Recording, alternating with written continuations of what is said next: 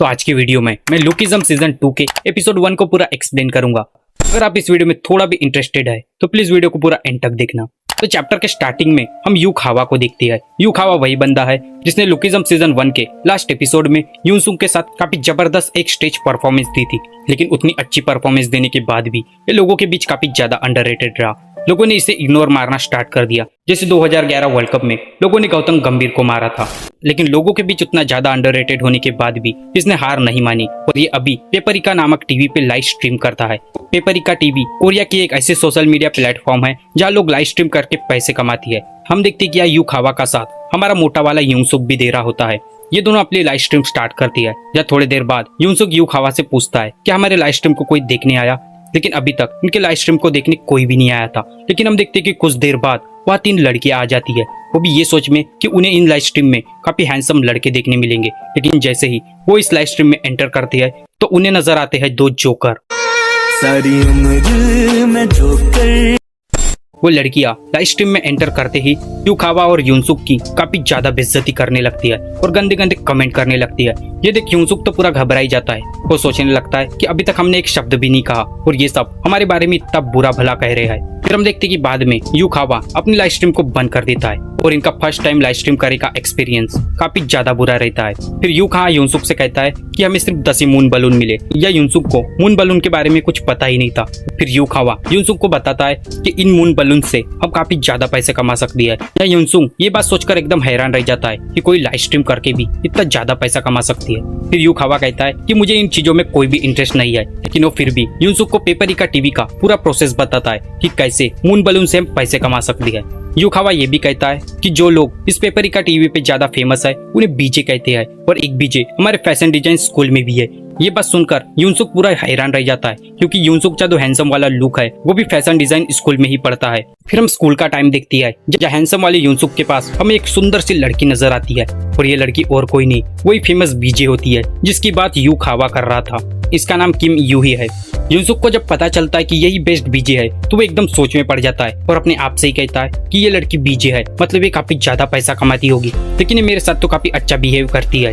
या यूनसुक को एक पास्ट का सीन याद आता है या यूई यूनसुक को एक पर्स गिफ्ट कर रही थी। उस पर्स को देख के यूनसुक को उसकी मदर की याद आती है कि उसके मदर के पास भी एक ऐसा ही पर्स था और उसकी मदर उस पर्स को काफी ज्यादा संभाल के रखती थी, जैसे वो चीज काफी ज्यादा कीमती हो। इस बात से यूनसुक को समझ में आ जाता है कि यूही कितनी ज्यादा अमीर है। यहाँ पे यूनसुक यूही के बारे में काफी ज्यादा सोचने लगता है। यहाँ हम पहली बार देखते हैं कि यूनसुक किसी लड़की के बारे में इतना ज्यादा सोचता है। यूनसुक अपने आप से ही कहता है क्या मुझे यूही से प्यार तो नहीं हो गया। फिर हमें हार्न्यूल नजर आती है जो अपने फ्रेंड से कैरियोके जाने की बात करती है, लेकिन तभी यूही कहती है कि नहीं मुझे शॉपिंग पे जाना है। फिर हम देखते कि ये सारी लड़कियां यूही के साथ शॉपिंग पे जाती है। तभी हार्न्यूल अपने लिए एक पर्स खरीदने का डिसाइड करती है। तभी यूही उससे कहती है कि तुम इस पर्स को मत लो क्योंकि ये तुम्हारे ऊपर सूट नहीं होता।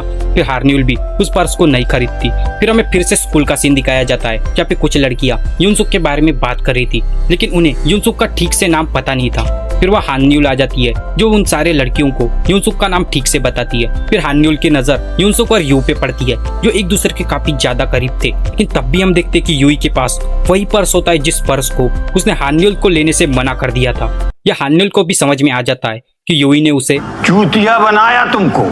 फिर हम देखते कि यूई यूनसुक से उसके पर्स के बारे में पूछती है। तभी यूनसुक कहता है लेकिन ये तो मुझे पेंसिल बॉक्स जैसा लग रहा है। तभी यूई कहती है तुम मजाक काफी अच्छा कर लेते हो। फिर हम हार्न्यूल को देखते हैं जो यूई और यूनसुक को एक साथ देख के थोड़ा जेलस फील कर रही थी, क्योंकि हार्न्यूल यूनसुक को पसंद करती थी। या हार्न्यूल सोचने लगती है कि यूई जो एक बीजे है जो पेपरिका टीवी से काफी अच्छा पैसा कमाती है और वही यूनसुक वो सबसे ज्यादा हैंडसम है। इन दोनों की जोड़ी काफी अच्छी है, ये दोनों एकदम कपल की तरह लगती है। या हार्न्यूल इन दोनों को साथ में देख के थोड़ी उदास हो जाती है। फिर हम 3 छपरियों को देखते हैं जिनके साथ हमारा हैंडसम वाला यूनसुक भी होता है। उन 3 छपरियों को एक युंडे नाम का बंदा पूरा सिगरेट का पैकेट देता है और ये देख वो सारे लोग एकदम हैरान रह जाती है। वो एक लड़का युंडे से पूछता है कि आखिर तुम इतना ज्यादा पैसा कहाँ से कमाते हो। तभी युंडे कहता है पेपरिका टीवी से, और पेपरिका टीवी का नाम सुन के या यूनसुक पूरा हैरान रह जाता है और मन में सोचने लगता है कि क्या हम सच में पेपरिका टीवी से इतना ज्यादा पैसा कमा सकती है। तभी युंडे उन सबको अपने साथ चलने को कहता है और वो सारे लोग एक गंदे से रूम में पहुंच जाती है जहाँ युंडे अपनी पेपरिका टीवी पे लाइव स्ट्रीम ऑन करके लोगों के सामने नंगा नाच कर रहा होता है लाइक पुनिस सुपरस्टार। अब तू गया बेटा, अब तू गया, देख तेरी औकात मैं दिखाता हूँ तुझे, देख क्योंकि मैं बहुत हम देखते कि युंडे का पागलपन देख कुछ लोग उसे मून बलून सेंड कर देते हैं, जिन मून बलून से युंडे थोड़े बहुत पैसे भी कमा लेता है। युंडे या युनसुंग और उन 3 छपरियों को भी ये सब करने का ऑफर देता है, लेकिन युनसुंग और वो 3 छपरी इस ऑफर को ना करके वहां से चले जाती है। फिर हम देखते कि युंडे भी थोड़ी देर बाद अपनी लाइव स्ट्रीम को बंद कर लेता है और एक खूबसूरत लड़की की लाइव स्ट्रीम में एंटर करता है, और वो लड़की और कोई नहीं खुद हालन्यूल रहती है। हालन्यूल भी आज पहली बार पेपरिका टीवी पे लाइव स्ट्रीम करने आई थी।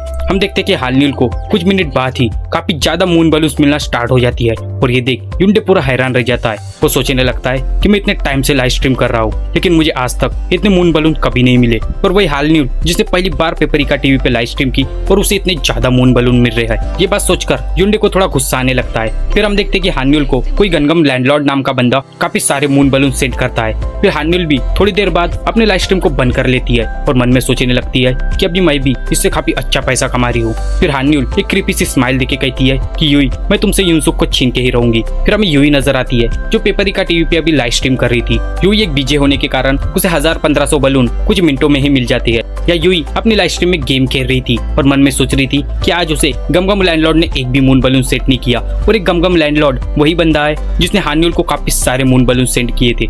यूई सोचती है कि ये मेरे लिए काफी अच्छी बात है, क्योंकि वो मेरे लिए बड़ा खतरा बन सकता था, लेकिन वो मुझे काफी ज्यादा पैसा सेंड करता था। फिर यूई भी अपने लाइव स्ट्रीम को बंद कर देती है और एकदम स्टाइल में सिगरेट जलाकर पीने लगती है। यूई सोचने लगती है कि मुझे अभी इस रूम को चेंज करना पड़ेगा, क्योंकि ये रूम काफी गंदा है और इसे सजाने में काफी ज्यादा टाइम लगता है। फिर में एक बंदा नजर आता है जो शायद यूई का बॉयफ्रेंड था। वो यूई से कहता है कि यूई, मैं बाहर आ जाऊँ क्योंकि मुझे काफी ज्यादा गर्मी लग रही है। यूई भी उसे बाहर आने की परमिशन दे देती है और उसे एक पर्स गिफ्ट करती है। वो बंदा भी उस पर्स को देख के काफी ज्यादा खुश हो जाता है और कहता है कि मार्केट में तो काफी नया आया है। यूई भी अपने मन में सोचने लगती है कि ये इंसान जियान हाई स्कूल का बॉस है, लेकिन जैसा भी है आखिर मेरा बॉयफ्रेंड जो है।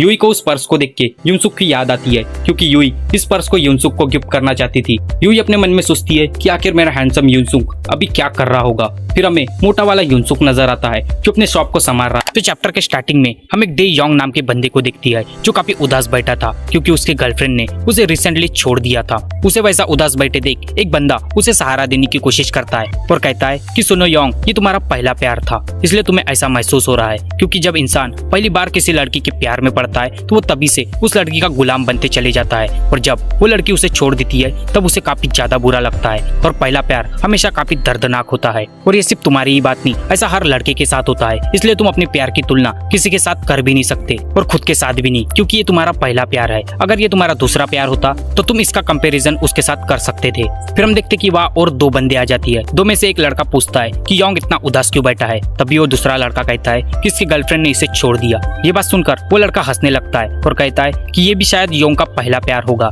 फिर वो दोनों अपने अपने गर्लफ्रेंड के बारे में बताने लगती है कि किस तरह उनके भी गर्लफ्रेंड ने इन दोनों को छोड़ दिया। एक बंदा तो ये भी कहता है कि मैं अपने गर्लफ्रेंड के लिए रोज दूध भी ले जाता था, लेकिन फिर भी उसने उसे छोड़ दिया। ये दोनों भी योंग को वही समझाती है कि पहला प्यार सच में काफी दर्दनाक होता है। हम देखते कि इन सब की बात वह वास्को भी सुन रहा होता है। वास्को कहता है कि तुम सबने अपने लाइफ में कभी ना कभी प्यार किया, इसलिए तुम्हें पहले प्यार का एहसास है। और ये बात कहते कहते ही वास्को की आंखों में आंसू आ जाते हैं। उसके बाद हम यूई को देखती है जो युनसुक के साथ ठहर रही थी। युनसुक भी यूई को अपना इतने करीब देख थोड़ा शर्माने लगता है और यूई से पूछता है कि यूई, तुम मोटे लड़कियों के बारे में क्या सोचती हो। तभी यूई इसका जवाब काफी आसानी से देती है और कहती है कि हमें मोटे और पतले में ज्यादा कंपैरिजन नहीं करना चाहिए, क्योंकि मेरे नजरों में सब एक जैसे ही है। और ये बात सुन के युनसुक के दिल में यूई की रिस्पेक्ट और भी ज्यादा बढ़ जाती है। युनसुक सोचने लगता है कि यूई अपने मन में कितने अच्छे विचार रखती है और शायद इसीलिए ये बाकी और लड़कियों से काफी डिफरेंट है। फिर यूई युनसुक का हाथ अपने हाथ में डाल के थोड़ा टहलने लगती है। तब भी उसकी नजर वहाँ बैठे हान्यूल पर जाती है।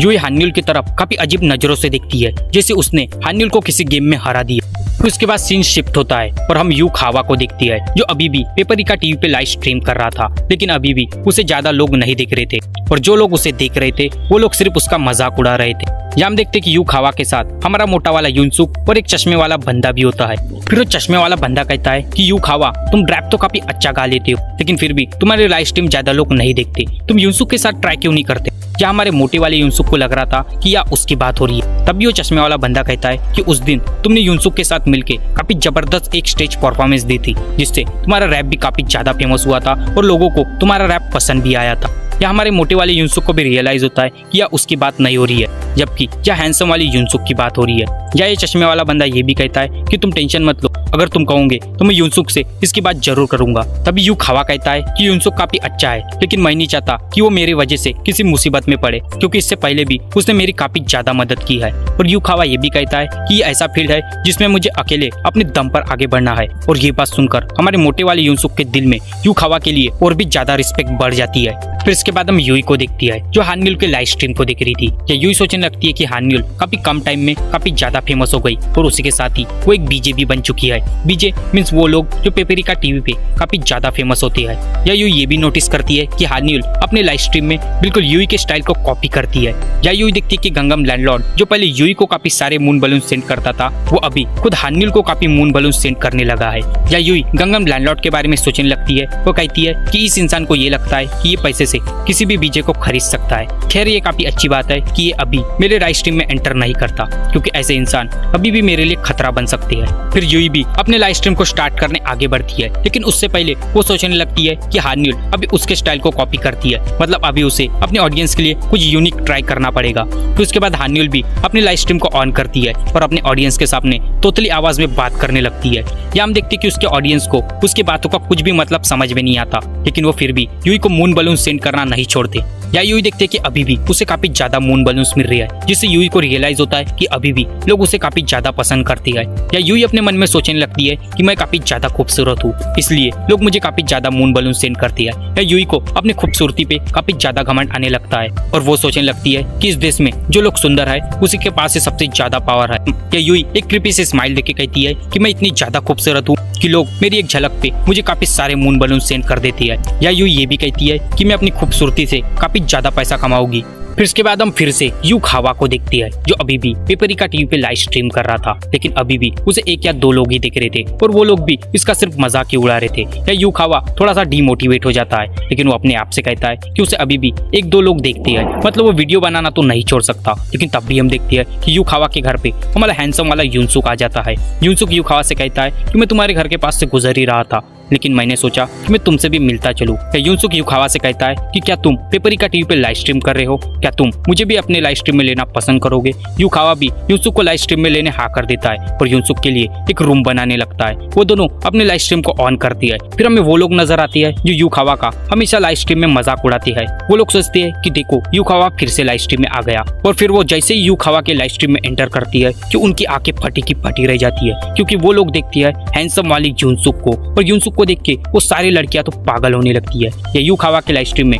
और भी ज्यादा लोग ऐड होने लगते हैं। या यू खावा उन सारे लोगों का स्वागत करता है, लेकिन वो सारे लोग यू खावा को एकदम इग्नोर मारना स्टार्ट कर देती है। फिर हम एक लाला नाम की लड़की को देखती है जो भी इनके लाइव स्ट्रीम में अभी एंटर हुई थी। वो यूनसुक को पहचान लेती है और अपने मन में सोचती है कि ये वही लड़का है जो जे हाई स्कूल में पढ़ता है, क्योंकि जो यूनसुक है वो अपने एरिया में काफी ज्यादा पॉपुलर है। वो लड़की यूनसुक को 1000 मून बलून सेंड करती है, लेकिन उसके कंपैरिजन में एक दूसरी लड़की यूनसुक को 2000 मून बलून सेंड करती है। या ये लाला नाम की लड़की सोचने लगती है कि क्या वो लड़की मेरे से कंपटीशन करना चाहती है, शायद इसे पता नहीं कि मेरी मंथली इनकम कितनी है। फिर ये लड़की यूनसुक को अपने सारे मून बलून सेंड करने लगती है, वो भी ये सोचकर कि यूनसुक उसे एक बार तो भी नोटिस करेगा। लेकिन यूनसुक था भाई हमारा सख्त लोंडा, वो एक भी बार उसकी तरफ नोटिस भी नहीं करता।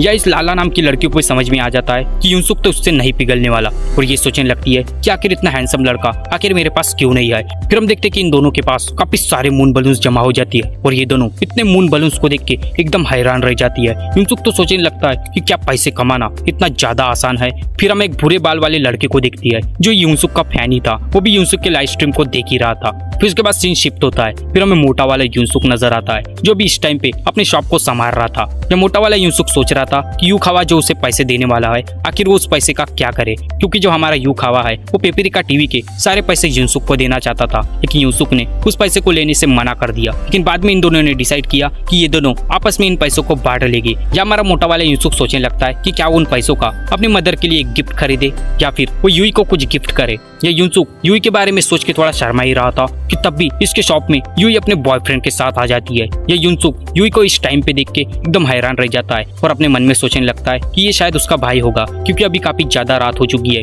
इसलिए यूई शायद इस शॉप में अकेला नहीं आना चाहती थी। वो बंदा यूनसुक के पास आता है, वो टेबल पे एक बलून का पैकेट रखता है। बलून मीन्स और ये देख के यूनसुक पूरा हैरान रह जाता है और अपने आप से ही कहने लगता है कि ये लोग इतने बड़े लोगों की चीजें क्यों खरीद रहे हैं। या यूनसुक को कुछ समझ में नहीं आता। वो अपने आप से ही बातें करने लगता है और मन में सोचने लगता है कि ये शायद उसका भाई है, लेकिन ये बड़े लोगों की चीजें क्यों खरीद रहा है। वह यूनसुक की नजर यूई पे पड़ती है। वो यूनसुक यूई की तरफ देख के बस अपने आप से ही बातें कर रहा था। तभी यूई यूनसुक को एकदम गुस्से में कहती है कि क्या तुमने कभी किसी सुंदर लड़की को नहीं देखा। या यूई यूनसुक के बारे में काफी बुरा भला कहने लगती है। तभी यूई का बॉयफ्रेंड यूई से कहता है कि चलो कोई बात नहीं, आज हम बिना बलून के ही हवा में उड़ते हैं। लेकिन इस बात को यूई मना कर देती है। तब यूई का बॉयफ्रेंड यू खावा के पास आता है और उससे कहता है कि मुझे पता है तुम उसके तरफ देख के क्या सोच रहे थे। या हमारा यूनसुक अभी भी अपने दुनिया में ही खोया था और अपने मन में सोच रहा था कि ये सच में यूई है। यूई भी यूनसुक की तरफ एकदम घूर के देखती है। तो पिछले चैप्टर में हमने देखा था कि हमारे मोटे वाले यूनसुक के शॉप में यूई अपने बॉयफ्रेंड के साथ पहुंच जाती है और इन दोनों की ऐसी हरकतें देख हमारा मोटा वाला यूनसुक तो एकदम हैरानी हो जाता है। तब भी हम देखते कि यूई का बॉयफ्रेंड हमारे मोटे वाले यूनसुक के पास आता है और उससे कहता है कि मुझे पता है कि तुम उसके तरफ देख के क्या सोच रहे हो। हम देखते कि हमारा मोटा वाला यूनसुक अभी भी अपनी ही दुनिया में खोया था, क्योंकि उसे अभी भी यकीन नहीं हो रहा था कि उसके सामने वही यूई है जिसने उसे कुछ टाइम पहले ज्ञान दिया था कि मैं मोटे और पतले में ज्यादा भेदभाव नहीं करती। फिर हम देखते कि यूई का बॉयफ्रेंड यूनसुक से पूछता है आखिर तुम मेरी बातें का जवाब क्यों नहीं दे रहे हो। लेकिन हमारा यूनसुक तो यूई की तरफ बस घूरे जा रहा था। यूई को ये बात बिल्कुल भी पसंद नहीं आती और वो फिर यूनसुक को गंदे गंदे गाली देने लगती है। फिर हम देखते कि यूई के बॉयफ्रेंड को इस चीज से काफी ज्यादा गुस्सा आता है और वो यूनसुक से कहता है कि आखिर तुम मेरी बातों को इतना ज्यादा नजरअंदाज कैसे कर सकते हो। वो गुस्से में यूनसुक को मारने आगे बढ़ता है, लेकिन तब भी यूनसुक वह अचानक से गिर जाता है। वो गिरते गिरते उस अटैक को डॉज भी कर लेता है और यूनसुक को ऐसा करते देख यूई और उसका बॉयफ्रेंड एकदम हैरानी रह जाती है। या यूई का बॉयफ्रेंड सोचने लगता है कि मैंने अपने पंच को डेवलप करने के लिए कई साल लगाए और इसने तो मेरे पंच को एक ही बार में डॉज कर लिया। उसे इस चीज से काफी ज्यादा गुस्सा आने लगता है। वो यूनसुक को मारने फिर से आगे बढ़ता है। वो यूनसुक को पकड़ता है और उसके मुंह पे पंच करने आगे बढ़ता है। या हमारा यूनसुक अभी भी सोच रहा था आखिर हमेशा उसके साथ ही ऐसा क्यों होता है, लोग उसे बिना मतलब के क्यों मारने लगती है। वो जैसे ही यूनसुक के मुंह पे अटैक करने आगे बढ़ता है तब भी उस शॉप में एक और इंसान आ जाता है। वो आते ही उन सबको रुक जाने को कहता है और वो इंसान और कोई नहीं खुद जैक होता है, जो हमारे हैंडसम वाले यूनसुक का क्लासमेट है और वो यूनसुक के साइड में ही बैठता है। या यूई का बॉयफ्रेंड एकदम रुक जाता है और उससे पूछता है कि आखिर तुम कौन हो। या यूई भी जैक को पहचान लेती है और अपने बॉयफ्रेंड से कहती है कि ये मेरा क्लासमेट है। यूई का बॉयफ्रेंड भी यूई से कहता है तो ये अच्छा तुम्हारा क्लासमेट है, लेकिन ये इस टाइम पे यहाँ पे क्या कर रहा है। या हमारे यूनसुक एकदम घबराते हुए सोचने लगता है या तो भी जैक भी आ गया, तो क्या इसका मतलब ये दोनों मिलकर मेरी पिटाई करने वाली है, क्योंकि जैक ने इससे पहले भी हमारे मोटे वाले यूनसुक की पिटाई कर रखी है। फिर जैक इन सब से एकदम चौड़ में कहता है कि मुझे पता नहीं यार क्या हो रहा है, लेकिन मैं चाहता हूँ कि तुम उसे मत मारो। और ये बात सुन के यूई के बॉयफ्रेंड को काफी ज्यादा गुस्सा आता है। वो जैक से कहता है क्या तुम्हें पता है तुम क्या कर रहे हो, क्या तुम्हें पता नहीं मैं कौन हूँ, शायद तुमने जियान हाई स्कूल के बारे में नहीं सुना। या जैक इसकी बातों को एकदम इग्नोर मार देता है, लेकिन तब भी जैक की नजर यूई के बॉयफ्रेंड के वॉलेट पे पड़ती है और यह जैक को यूई की पूरी स्टोरी समझ में आ जाती है। जैक एक अजीब सी शकल बना के यूई की तरफ देखता है और उससे कहता है वाह यूई तुम तो काफी चालाक निकली, तुम्हारा ऑलरेडी एक बॉयफ्रेंड होने के बाद भी तुम ये वॉलेट यूनसुक को गिफ्ट करना चाहती थी। ये बात सुनकर यूई एकदम घबराने लगती है, क्योंकि इस टाइम पे यूई का भांडा कभी भी फूट सकता था। तभी यूई अपने बॉयफ्रेंड को समझाने की कोशिश करती है और कहती है कि इसकी बातों पे ज्यादा ध्यान मत दो, ये बकवास कर रहा है और इसका तो काम ही है लोगों के बीच में झगड़ा लगाना। तभी यूई का बॉयफ्रेंड यूई को चुप रहने को कहता है और जैक से पूरी स्टोरी पूछता है। तभी जैक भी यूई की पूरी स्टोरी बता देता है। जैक कहता है कि ये जो यूई है ये हमारे क्लास के एक हैंडसम लड़के के पीछे पागल बन चुकी है और वो लड़का और कोई नहीं हमारा हैंडसम वाला यूनसुक ही होता है। या जैक कहता है कि यूई उस लड़के को काफी ज्यादा पसंद करती है और तो और तुमने अभी जो ये पैंट पहना है ये पैंट यूई सबसे पहले उस लड़के को ही गिफ्ट करना चाहती थी। या यूई फिर से जैक की बातों को काट के अपने बॉयफ्रेंड को समझाने की कोशिश करती है और कहती है ये झूठ कह रहा है, क्योंकि ये खुद मुझे पसंद करता है और ये इसीलिए हमारे रिलेशन को तोड़ना चाहता है। या तब भी यूई की बातों का उसके बॉयफ्रेंड के ऊपर कोई असर नहीं होता।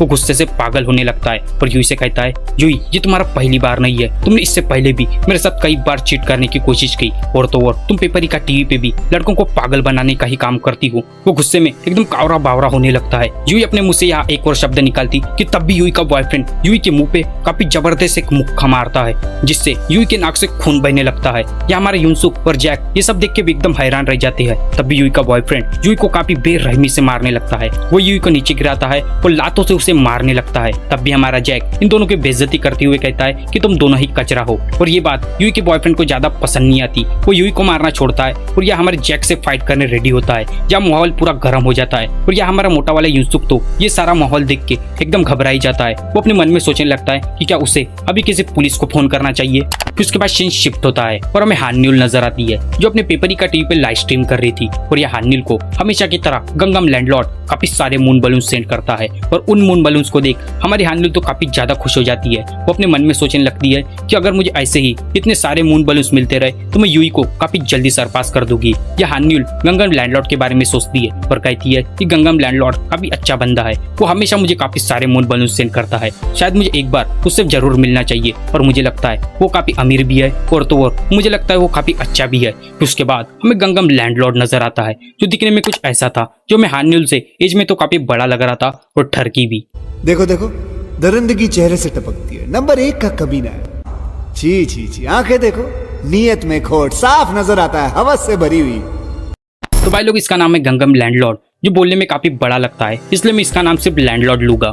या ये लैंडलॉर्ड एक अंधेरे भरे कमरे में हान्युल के लाइव स्ट्रीम को रोज दिखता था। या ये लैंडलॉर्ड कहता है कि अभी उसके पास एक भी मून बलून्स नहीं है क्योंकि उसने पहले ही हान्युल को काफी सारे मून बलून सेंड कर दिए है और उसे हान्युल को और मून बलून सेंड करने किसी तरह पैसे का जुगाड़ करना पड़ेगा। या ये लैंडलॉर्ड हान्युल के प्यार के पीछे इतना ज्यादा पागल हो जाता है कि उसे खुद की कुछ भी चिंता नहीं होती। या हम देखते कि इसके दिन भी कप नूडल खा के गुजर रहे हैं। यह लैंडलॉर्ड अपने पैसों का थोड़ा हिसाब किताब करता है और मन में सोचता है कि अभी भी उसके पास उसके सेविंग किए हुए कुछ पैसे बचे हुए हैं जिससे वो हान्युल के लिए मून बलून्स खरीद सकता है।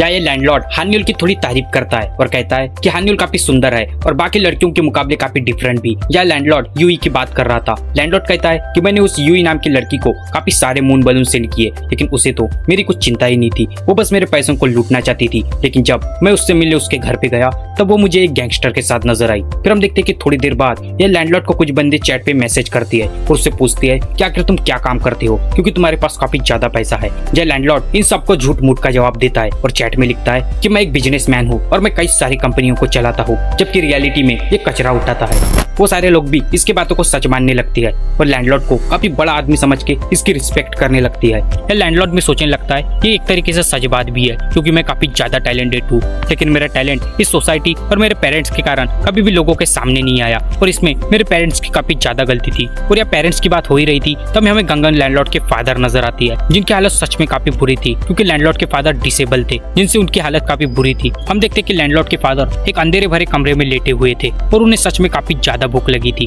और इधर लैंडलॉर्ड अपने ही दुनिया में खोया था। वो अभी भी सोच रहा था कि उसके अंदर काफी ज्यादा टैलेंट था लेकिन सोसाइटी और उसके पेरेंट्स के कारण वो टैलेंट कभी लोगों के नजरों में नहीं आया। लैंडलॉर्ड ने सारी बातें सोच ही रहा था कि तब भी एक बंदा हान्युल को काफी सारे मून बलून सेंड कर देता है। ये बात लैंडलॉर्ड को पसंद नहीं आती। लैंडलॉर्ड सोचने लगता है कि आखिर कौन बंदा है जो मेरे सामने ही हान्युल को इतने सारे मून बलून सेंड कर रहा है, कहीं ये मुझसे हान्युल को छीनने तो नहीं आया। तभी ये लैंडलॉर्ड अपने सेविंग किए हुए पैसे भी हान्युल को सेंड कर देता है जिसे देख हान्युल काफी ज्यादा खुश हो जाती है और कहती है कि तुमने मुझे इतने सारे मून बलून्स दिए, अब मैं तुम्हारे लिए एक गाना गाऊंगी। क्या हान्युल का गाना सुन के लैंडलॉर्ड काफी खुश हो जाता है और मन में सोचता है कि मैं हान्युल को और भी ज्यादा मून बलून सेंड करूंगा। तभी हान्युल भी हंसते हुए लैंडलॉर्ड से कहती है कि मैं भी तुम्हें प्यार करने लगी हूँ और शायद मैं तुमसे शादी करना चाहती हूँ। ये बात सुनकर लैंडलॉर्ड भी कहता है कि मैं भी तुमसे काफी ज्यादा प्यार करता हूँ और मैं तुम्हें काफी सारे मून बलून सेंड करना चाहता हूँ। यहाँ में पता चलता है कि लैंडलॉर्ड के जो फादर है उनके डिसेबल होने के कारण उन्हें गवर्नमेंट की तरफ से कुछ पेंशन आती रहती है और उन पेंशन के पैसों का भी यूज लैंडलॉर्ड ऐसे चीजों में यूज कर देता है। हम देखते कि लैंडलॉर्ड के फादर भूख के मारे तड़प रहे थे। यह लैंडलॉर्ड सोचने लगता है अगर मैं ज्यादा भी मून बलून्स या हान्युल को सेंड कर दूं तो शादी के बाद वो सारे पैसे मेरे ही होने वाली है। और इस तो चैप्टर के स्टार्टिंग में हम यूई के बॉयफ्रेंड को देखती है जिसका नाम वोंग ली है। यह वोंग ली जैक की बातों से काफी ज्यादा इरिटेट हो जाता है और वो एकदम से जैक के ऊपर अटैक कर देता है, लेकिन जैक उसके अटैक को काफी आराम से डॉज कर लेता है। यह वोंग ली अपने 2 कदम पीछे लेता है और जैक से कहता है कि मैं तो बस तुम्हें परख रहा था, आखिर तुम कितने खतरनाक हो, अगर तुम्हें इतनी हिम्मत है तो मेरे इस अटैक से बच के दिखाओ। यह वोंग ली फिर से जैक के ऊपर अटैक करने आगे बढ़ता है, लेकिन जैक को उसके अटैक का कोई फर्क नहीं पड़ता। जैक उसके अटैक को काफी आराम से डॉज कर लेता है। तब भी जैक यूई की तरफ देखता है और यूई से कहता है, हे यूई, आखिर तुम मीरा के कितने क्लोज हो, क्योंकि जो जैक है वो मीरा को काफी ज्यादा पसंद करता है, लेकिन जो मीरा है उसे फाइट करने वाले लड़के बिल्कुल भी पसंद नहीं। या जैक को इसी बात का डर लग रहा था कि अगर उसने यहाँ पे फाइट की और ये बात मीरा को पता चली तो मीरा उससे एकदम नाराज हो जाएगी। तभी यूई कहती है कि मैं मीरा के ज्यादा करीब नहीं हूँ। फिर जैक ये बात सुन के यूई से कहता है मुझे भी फाइट करना ज्यादा पसंद नहीं, लेकिन मैं तुम्हें इसे प्रोटेक्ट जरूर करूंगा, लेकिन ये हमारे बीच सीक्रेट रहेगा, तुम ये बात किसी को भी पता लगने नहीं दोगी। फिर वोंगली इन दोनों की बात काफी ध्यान से सुनता है और जैक से कहता है शायद तुम्हें अभी भी पता नहीं कि मैं कौन हूँ। या वोंगली एकदम से जैक के ऊपर फिर से अटैक करने की कोशिश करता है। तब भी जैक अपने एक ही अटैक से वोंगली को काफी बुरी तरीके से घायल कर देता है और ऐसा जैक को करते देख हमारा मोटा वाला यूनसुक और यूई तो एकदम हैरानी हो जाती है। हम देखते हैं कि वोंगली जैक के अटैक से एकदम नीचे गिर जाता है और तड़पने लगता है। तब भी जैक वोंगली के पास आता है और उससे कहता है कि मुझे पता नहीं कि तुम कौन हो और मुझे कोई फर्क भी नहीं पड़ता कि तुम जो भी होगे, लेकिन मुझे वो लोग बिल्कुल भी पसंद नहीं जो लड़कियों के ऊपर हाथ उठाते हैं। हम देखते कि जैक को उसके अटैक के ऊपर थोड़ी शर्म भी महसूस हो रही थी, क्योंकि वोंगली उसका उतना तगड़ा अटैक खाने के बाद भी यह हार मानने का नाम नहीं ले रहा था। वोंगली वो फिर से खड़ा हो जाता है और जैक के ऊपर अटैक करने फिर से आगे बढ़ता है। फिर हम देखते कि वोंगली फिर से खड़ा हो जाता है और जैक के ऊपर अटैक करने आगे बढ़ता है, लेकिन जैक उसके अटैक को काफी आराम से डॉज करता है। या जैक वोंगली के साथ एकदम बच्चे की तरह फाइट कर रहा था, वो उसके अटैक को डॉज भी कर रहा था और उसी बीच वो उसे काफी ज्यादा पंच भी मार रहा था। फिर हम देखते कि जैक या वोंगली को मारने अपने किसी खास टेक्निक का यूज करता है और उस टेक्निक को या हमारा मोटा वाला यूनसुक काफी ठीक से एनालाइज करता है, जिस टेक्निक का नाम है स्ट्रेच। यहाँ पे जैक उस टेक्निक का यूज करता है जब वो सबसे पहले पोजीशन में आता है और अपने पूरे शरीर की ताकत अपने पंच में लगाता है, जिस पंच से वोंगली की हालत काफी ज्यादा बुरी हो जाती है। या हमारा मोटा वाला यूनसुक भी जैक को ऐसा करते देख एकदम सोच में पड़ जाता है और वो अपने मन में सोचता है कि जैक तो एकदम ऑसम है, वो अपने टेक्निक को कितनी अच्छी तरीके से यूज करता है। वो सबसे पहले पोजीशन में आता है और अपना पूरा वेट अपने पंच पे शिफ्ट करता है और अपने सामने वाले एनिमी को काफी बुरी तरीके से घायल कर देता है। या यूनसुक सोचने लगता है कि मुझे अभी भी यकीन नहीं हो रहा कि मैंने उस दिन जैक से कैसे फाइट कर ली। या हम देखते कि जैक अपने फाइनल अटैक से वोंगली को डिफीट कर देता है और वोंगली के पास आके कहता है कि मुझे वो लोग बिल्कुल भी पसंद नहीं जो लड़कियों के ऊपर हाथ उठाती है, क्योंकि मैं लड़कियों के साथ जैसा भी बिहेव करूं, लेकिन मैं कभी भी लड़कियों के ऊपर हाथ नहीं उठाता, लेकिन तुम लड़कियों को फूल से मारते हो। या जैक कोई मुहावरा कह रहा था, लेकिन उसके मुहावरे की एक लाइन गलत हो जाती है। तभी यूई जैक से कहती है कि तुमने ये मुहावरा गलत कहा है। तभी जैक एकदम पीछे पलट के कहता है तुम तो चुप ही हो जाओ और तुम ये बात बिल्कुल भी मत भूलना कि ये एक सीक्रेट है। तभी जैक वहां से जाने लगता है और जाते जाते वो यूनसुक से भी कहता है कि तुम मुझे माफ कर दो कि मैंने उस दिन तुम्हें मारा, लेकिन अगर तुम्हें उस बात की भी गुस्सा आ रही है तो तुम मुझे एक पंच मार सकते हो, लेकिन एक बात याद रखना तुम खुद ही उस दिन मीरा से टकराए थे। या हमारे यूनसुक को जैक की कोई बात समझ में नहीं आ रही थी, लेकिन या उसे थोड़ा थोड़ा समझ में आता है कि जैक उससे माफी मांगना चाहता है। फिर हमें वास्को नजर आता है जो अपने जिम में वर्कआउट कर रहा था, लेकिन वर्कआउट करते टाइम उसे काफी ज्यादा प्रॉब्लम हो रही थी, क्योंकि वर्कआउट करते टाइम वो उस वेट को उठाने के लिए अपने दोनों हाथों का प्रेशर ठीक से लगा नहीं पा रहा था, क्योंकि उसके एक कान में काफी तेजी से खुजली हो रही थी, क्योंकि उस कारण से वो उस वेट को उठाने अपने दोनों हाथों का प्रेशर ठीक से लगा नहीं पा रहा था। और हम देखते कि इसी बात से हमारे वास्को भाई की आंखों से आंसू निकलने लगते हैं। फिर उसके बाद सीन शिफ्ट होता है और हम गमगम लैंडलॉर्ड को देखते हैं जो अभी हान्युल की लाइव स्ट्रीम को देख रहा था। या गमगम लैंडलॉर्ड हान्युल की लाइव स्ट्रीम को देख के सोच रहा था कि उसने हान्युल को अपने सारे पैसे सेंड कर दिए है, लेकिन अभी उसके पास हान्युल को सेंड करने के लिए एक भी मून बलून्स नहीं है और उसे किसी तरह पैसे का जुगाड़ करना पड़ेगा। लेकिन यहाँ हम देखते कि हान्युल को गंगम लैंडलॉर्ड से कोई फर्क नहीं पड़ता, क्योंकि हान्युल ने अपना उतना तो फैन बेस बना लिया था कि उसे बिना गंगम लैंडलॉर्ड के भी काफी सारे मून बलून्स मिल रहे थे। यहाँ हम देखते कि हान्युल को उसकी ऑडियंस काफी सारे मून बलून सेंड करती है और हान्युल उतने मून बलून्स देख के काफी ज्यादा खुश हो जाती है और अपने ऑडियंस को काफी प्यारा सा रिप्लाई करती है। और ऐसा हान्युल को करते देख हमारा लैंडलॉर्ड तो एकदम हैरान ही रह जाता है। वो अपने मन में सोचने लगता है ये सारे लोग आखिर हान्युल को इतने सारे मून बलून्स क्यों सेंड कर रहे हैं, कहीं ये हान्युल को मुझसे छीनना तो नहीं चाहते। या लैंडलॉर्ड को हान्युल की लाइव स्ट्रीम देख के थोड़ा हान्युल पे डाउट होने लगता है, क्योंकि हान्युल अपनी ऑडियंस के साथ काफी प्यार से पेश आती है। उसे एक टाइम भी या गंगम लैंडलॉर्ड की याद नहीं आती। या लैंडलॉर्ड को भी रियलाइज होता है कि हान्युल भी बाकी लड़कियों की जैसी है, उसे भी बस अच्छे लोगों से पैसा लूटना है। फिर लैंडलॉर्ड थोड़ी देर बाद वह बाथरूम में जाता है और हम सबको पता ही है वो वहाँ पे क्या करने गया है।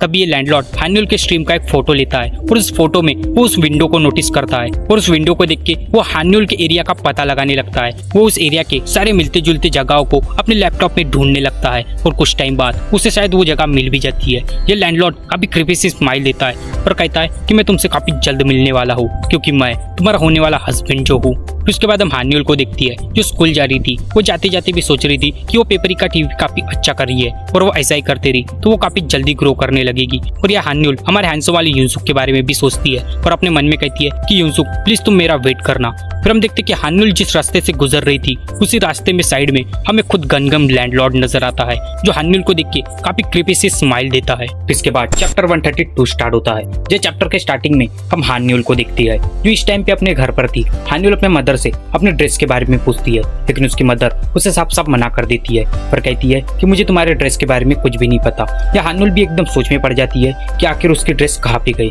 क्योंकि हान्युल हमेशा अपने ड्रेस को काफी संभाल के रखती है। लेकिन उसके बाद हम देखते हैं गंगम लैंडलॉर्ड को, जो हान्युल के ड्रेस को चुरा के उसे सूंघ रहा होता है। उसके बाद सीन शिफ्ट हो जाता है और हम मोटे वाले युनसुक को देखती है, जो इस टाइम पे अपने शॉप को संभाल रहा था। युनसुक सोच रहा था कि आज का दिन काफी ज्यादा अजीब था, क्योंकि आज उसे यूई की सारी सच्चाई पता चल गई, क्योंकि वो यूई को काफी अलग लड़की समझता था। वो यूई को बाकी और लड़कियों के मुकाबले सबसे ज्यादा डिफरेंट समझता था। या हमारा युनसुक यूई की बात ही कर रहा था कि तभी उसके शॉप में खुद गंगम लैंडलॉर्ड आ जाता है। या युनसुक गंगम लैंडलॉर्ड को देख के सोचता है कि ये आदमी काफी ज्यादा अजीब है। ये रोज आता है, एक विस्की लेता है और हमेशा अपने मोबाइल में ही घुसा रहता है। युनसुक ये भी कहता है कि मैं बड़ा होने के बाद इसके जैसा तो बिल्कुल भी नहीं बनूंगा। या हमारे युनसुक की नजर अचानक से लैंडलॉर्ड के फोन पे पड़ती है, जहाँ वो हान्युल की लाइव स्ट्रीम को देखता है। या युनसुक हान्युल को लाइव स्ट्रीम को देख के एकदम हैरानी हो जाता है और मन में सोचने लगता है कि आखिर ये इंसान हान्युल को लाइव स्ट्रीम को क्यों देख रहा है, क्या ये हान्युल को जानता भी है। तभी लैंडलॉर्ड अपनी बिस्की की बोतल लाके उसे काउंटर पे रखता है और हमारे युनसुक की तरफ एकदम अजीब नजरों से देखने लगता है। या युनसुक भी लैंडलॉर्ड को देख के थोड़ा घबरा जाता है और उसे उसका सामान देके उसे बाहर भेज देता है। फिर उसके बाद हमें हान्युल नजर आती है, जो अपने घर का कूड़ा बाहर फेंकने आई थी। हम देखते कि हान्युल वहाँ किसी से फोन पे बात भी कर रही थी, जो उसकी फ्रेंड थी। उसकी फ्रेंड हान्युल से पूछती है कि क्या हान्युल तुम अभी भी पेपरिका टीवी पे लाइव स्ट्रीम कर रहे हो, लेकिन हान्युल उसे मना कर देती है और उससे कहती है कि वो बाहर कूड़ा फेंकने आई है। हान्युल ये भी कहती है कि लोगों को पागल बनाना काफी आसान है, वो फुल लोग मेरी खूबसूरती देख के मुझे काफी सारे पैसे सेंड कर देते हैं। लेकिन हान्युल ये बात कही रही थी, तभी उसके सामने खुद गंगम लैंडलॉर्ड आ जाता है। या लैंडलॉर्ड ने शायद हान्युल की बात सुन ली थी। या हम देखते कि हान्युल लैंडलॉर्ड को देख के एकदम घबराने लगती है। तभी लैंडलॉर्ड हान्युल से कहता है कि क्या आप मुझे ये रास्ता बताने में मदद करोगी। तभी यूई एकदम से लैंडलॉर्ड को मना कर देती है, उससे कहती है मुझे ये रास्ते के बारे में कुछ भी नहीं पता। लेकिन तब भी हम देखते हैं कि यह हान्युल को बचाने हमारा मोटा वाला युनसुक आ जाता है। या युनसुक को देख हान्युल एकदम सोच में पड़ जाती है और अपने आप से कहती है कि आखिर ये इंसान कौन है और मेरी मदद क्यों करना चाहता है। तभी युनसुक हान्युल से कहता है कि हान्युल तुम यहाँ से भाग जाओ, क्योंकि इस इंसान के पास एक बड़ा सा चाकू है। लेकिन तब भी हम देखते कि गंगम लैंडलॉर्ड अपना बड़ा सा चाकू निकालता है और एकदम से इन दोनों के ऊपर अटैक करने आगे बढ़ता है। या हम देखते कि लैंडलॉर्ड का चाकू युनसुक तक पहुंचने ही वाला होता है। तभी युनसुक जैक के टेक्निक को याद करता है। युनसुक वह जैक के टेक्निक को कॉपी करता है और लैंडलॉर्ड के ऊपर अटैक करता है, जिस अटैक से लैंडलॉर्ड का चाकू उससे दूर हो जाता है। और ऐसा युनसुक को करते देख लैंडलॉर्ड और हान्युल एकदम हैरानी हो जाती है। तभी युनसुक फिर से जैक के टेक्निक को कॉपी करता है और लैंडलॉर्ड के ऊपर अटैक करने फिर से आगे बढ़ता है, लेकिन लैंडलॉर्ड उस अटैक से बाल बाल बच जाता है। या लैंडलॉर्ड एकदम गुस्से में युनसुक से कहता है कि आखिर तुम कौन हो और हम दोनों के बीच में क्या कर रहे हो। और लैंडलॉर्ड ये भी कहता है कि हान्युल से दूर हो जाओ, क्योंकि वो सिर्फ मेरी है। या हम देखते कि हमारा मोटा वाला युनसुक हान्युल को बचाने के लिए उसे अपने शरीर से प्रोटेक्ट करने लगता है। और इधर लैंडलॉर्ड एकदम गुस्से में हमारे युनसुक के ऊपर अटैक करने आगे बढ़ता है। वो युनसुक को मारते जाता है और हमारे युनसुक हान्युल को बचाने के लिए लैंडलॉर्ड के सारे अटैक अपने शरीर पर लेने लगता है। या हान्युल भी रोने लगती है और अपने आप से कहती है कि आखिर ये इंसान कौन है। हान्युल अपने दिमाग पे जोर डालती है। हान्युल को याद आता है कि जिस दिन हम सारे लोग पार्टी कर रहे थे, तब हमारा हैंडसम वाला युनसुक अचानक से बेहोश पड़ गया था और ये इंसान वही था जिसने युनसुक को अपने कंधे पे बिठाकर घर छोड़ दिया था। या हम देखते कि लैंडलॉर्ड युनसुक को हाथ से मारना बंद कर देता है और अपने चाकू को ढूंढने लगता है। वो अपना चाकू पकड़ता है और युनसुक के ऊपर अटैक करने आगे बढ़ता है, लेकिन तब भी पीछे से एक बड़ा सा डंबल आता है और सीधा लैंडलॉर्ड के सर पर लगता है। और ये देख हान्युल और युनसुक एकदम हैरान हो जाती है और मन में सोचती है कि आखिर ये कौन है। और वो इंसान और कोई नहीं रहता, वो रहता है हमारा वास्को भाई। हम देखते कि लैंडलॉर्ड को उस डंबल के अटैक से काफी ज्यादा दर्द होने लगता है, लेकिन फिर भी वो पागलों की तरह कहने लगता है कि मैं तुम सबको मार दूंगा। तब भी हमारे वास्को भाई लैंडलॉर्ड के पास आती है और उससे कहती है कि तुम एक नंबर के बेवकूफ हो। और इसी चैप्टर के स्टार्टिंग में हमें उस टाइम का समय दिखाया जाता है जब गंगम लैंडलॉर्ड हान्युल के लाइव स्ट्रीम को देख के खुलेआम रोड पे एक बड़ा सा चाकू लेके हान्युल का कहीं ना कहीं पता लगा रहा होता है। हम देखते कि यह लैंडलॉर्ड का पीछा हमारा मोटा वाला युनसुक भी कर रहा होता है, क्योंकि उसे इस लैंडलॉर्ड के ऊपर जरा भी भरोसा नहीं था, क्योंकि जिस हिसाब से ये हान्युल के लाइव स्ट्रीम को दिख रहा था तो कोई भी इंसान इसकी शक्ल देख के ही पहचान लेगा कि आखिर इस इंसान की सोच क्या है। या हमारा युनसुक को कहीं ना कहीं हान्युल की काफी ज्यादा परवाह हो रही थी, इसलिए अपने मन में सोच रहा था कि क्या उसे लैंडलॉर्ड को पकड़ने के लिए किसी पुलिस को फोन करना चाहिए। तभी हमारा युनसुक और पुलिस वाले को फोन लगाता है और फोन में कहता है कि प्लीज सर अब जल्दी से जल्दी मेरी मदद करने आ जाओ, क्योंकि यहाँ पे एक इंसान खुलेआम रोड पे एक बड़ा सा चाकू लेके घूम रहा है। वो पुलिस वाला युनसुक से कहता है कि तुम कौन हो और अभी तुम किस जगह पे हो। तभी युनसुक कहता है कि मैं एक गली में छुपा हुआ हूँ। तभी वो पुलिस वाला युनसुक से पूछता है कि क्या उस इंसान ने तुम्हारे ऊपर अटैक किया, और तो और क्या वो इंसान दारू पिया है। हमारा युनसुक कहता है कि मुझे नहीं पता और आप प्लीज जल्दी आ जाओ। वो पुलिस वाला युनसुक से उसका एरिया पूछता है और ये भी कहता है कि क्या उस इंसान ने सब्जी ये वाला चाकू अपने हाथ में पकड़ा है या कुछ और वाला। यूसुफ कहता है मुझे नहीं पता और आप प्लीज जल्दी से जल्दी आ जाओ। या यूसुफ काफी धीमी आवाज में बात कर रहा था। तभी वो पुलिस वाला कहता है कि क्या तुम थोड़ा जोर से कह सकते हो। यूसुफ कहता है मैं जोर से नहीं कह सकता क्योंकि लैंडलॉर्ड उसके साइड में ही है और लैंडलॉर्ड को अगर उसके बारे में पता चल गया तो वो उसे जिंदा नहीं छोड़ेगा। तभी यूसुफ एकदम घबराहट में पुलिस वाले से कहता है कि सर आप प्लीज जल्दी आ जाओ। तभी वो पुलिस वाला कहता है कि तुम टेंशन मत लो, मैं अभी वहाँ एक ऑफिसर को भेजता हूँ। या यूसुफ को उस इंस्पेक्टर के ऊपर जरा भी विश्वास नहीं था। यूसुफ सोच रहा था कि पता नहीं पुलिस यहाँ तक कब तक पहुंचेगी, क्या इस टाइम पे कोई ऐसा इंसान है जो उसकी अभी भी मदद कर सकता है। तभी यूसुफ को वास्को की याद आती है क्योंकि वास्को ने यूसुफ को उसका फोन नंबर दिया था और यूसुफ तभी वह वास्को को फोन लगाता है। या यूसुफ को जरा भी उम्मीद नहीं थी कि वास्को उसका फोन भी उठाएगा, लेकिन हम देखती है या वास्को उसका फोन उठा लेता है। तभी यूसुफ वास्को से कहता है कि वास्को भाई आप अभी कहाँ पे हो।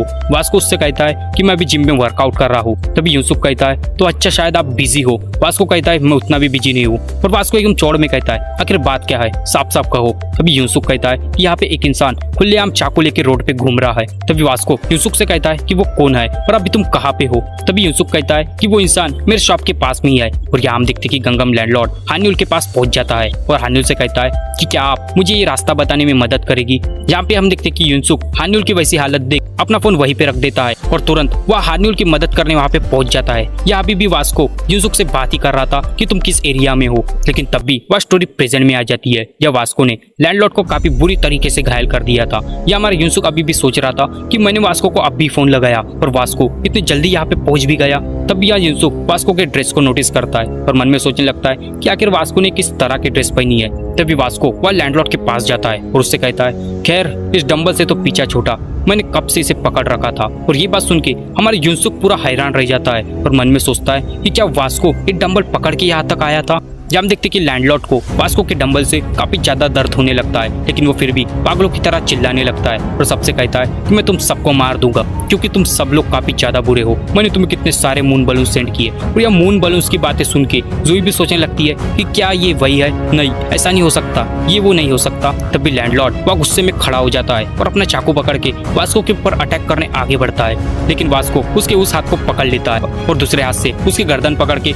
उसे हवा में टांग देता है। या वास्को लैंडलॉर्ड के उस हाथ को काफी जोर से दबाता है जिस हाथ में लैंडलॉर्ड ने उस चाकू को पकड़ा था। हम देखते कि वास्को के पकड़ से लैंडलॉर्ड अपने चाकू को नीचे छोड़ देता है और लैंडलॉर्ड की ऐसी हालत देख हमारा यूसुफ सोचने लगता है कि लैंडलॉर्ड को काफी ज्यादा दर्द हो रहा होगा। या हमारा वास्को अपने एक हाथ से लैंडलॉर्ड के ऊपर अटैक करने आगे बढ़ता है, लेकिन तब भी वहाँ पीछे से एक आवाज आती है कि रुक जाओ।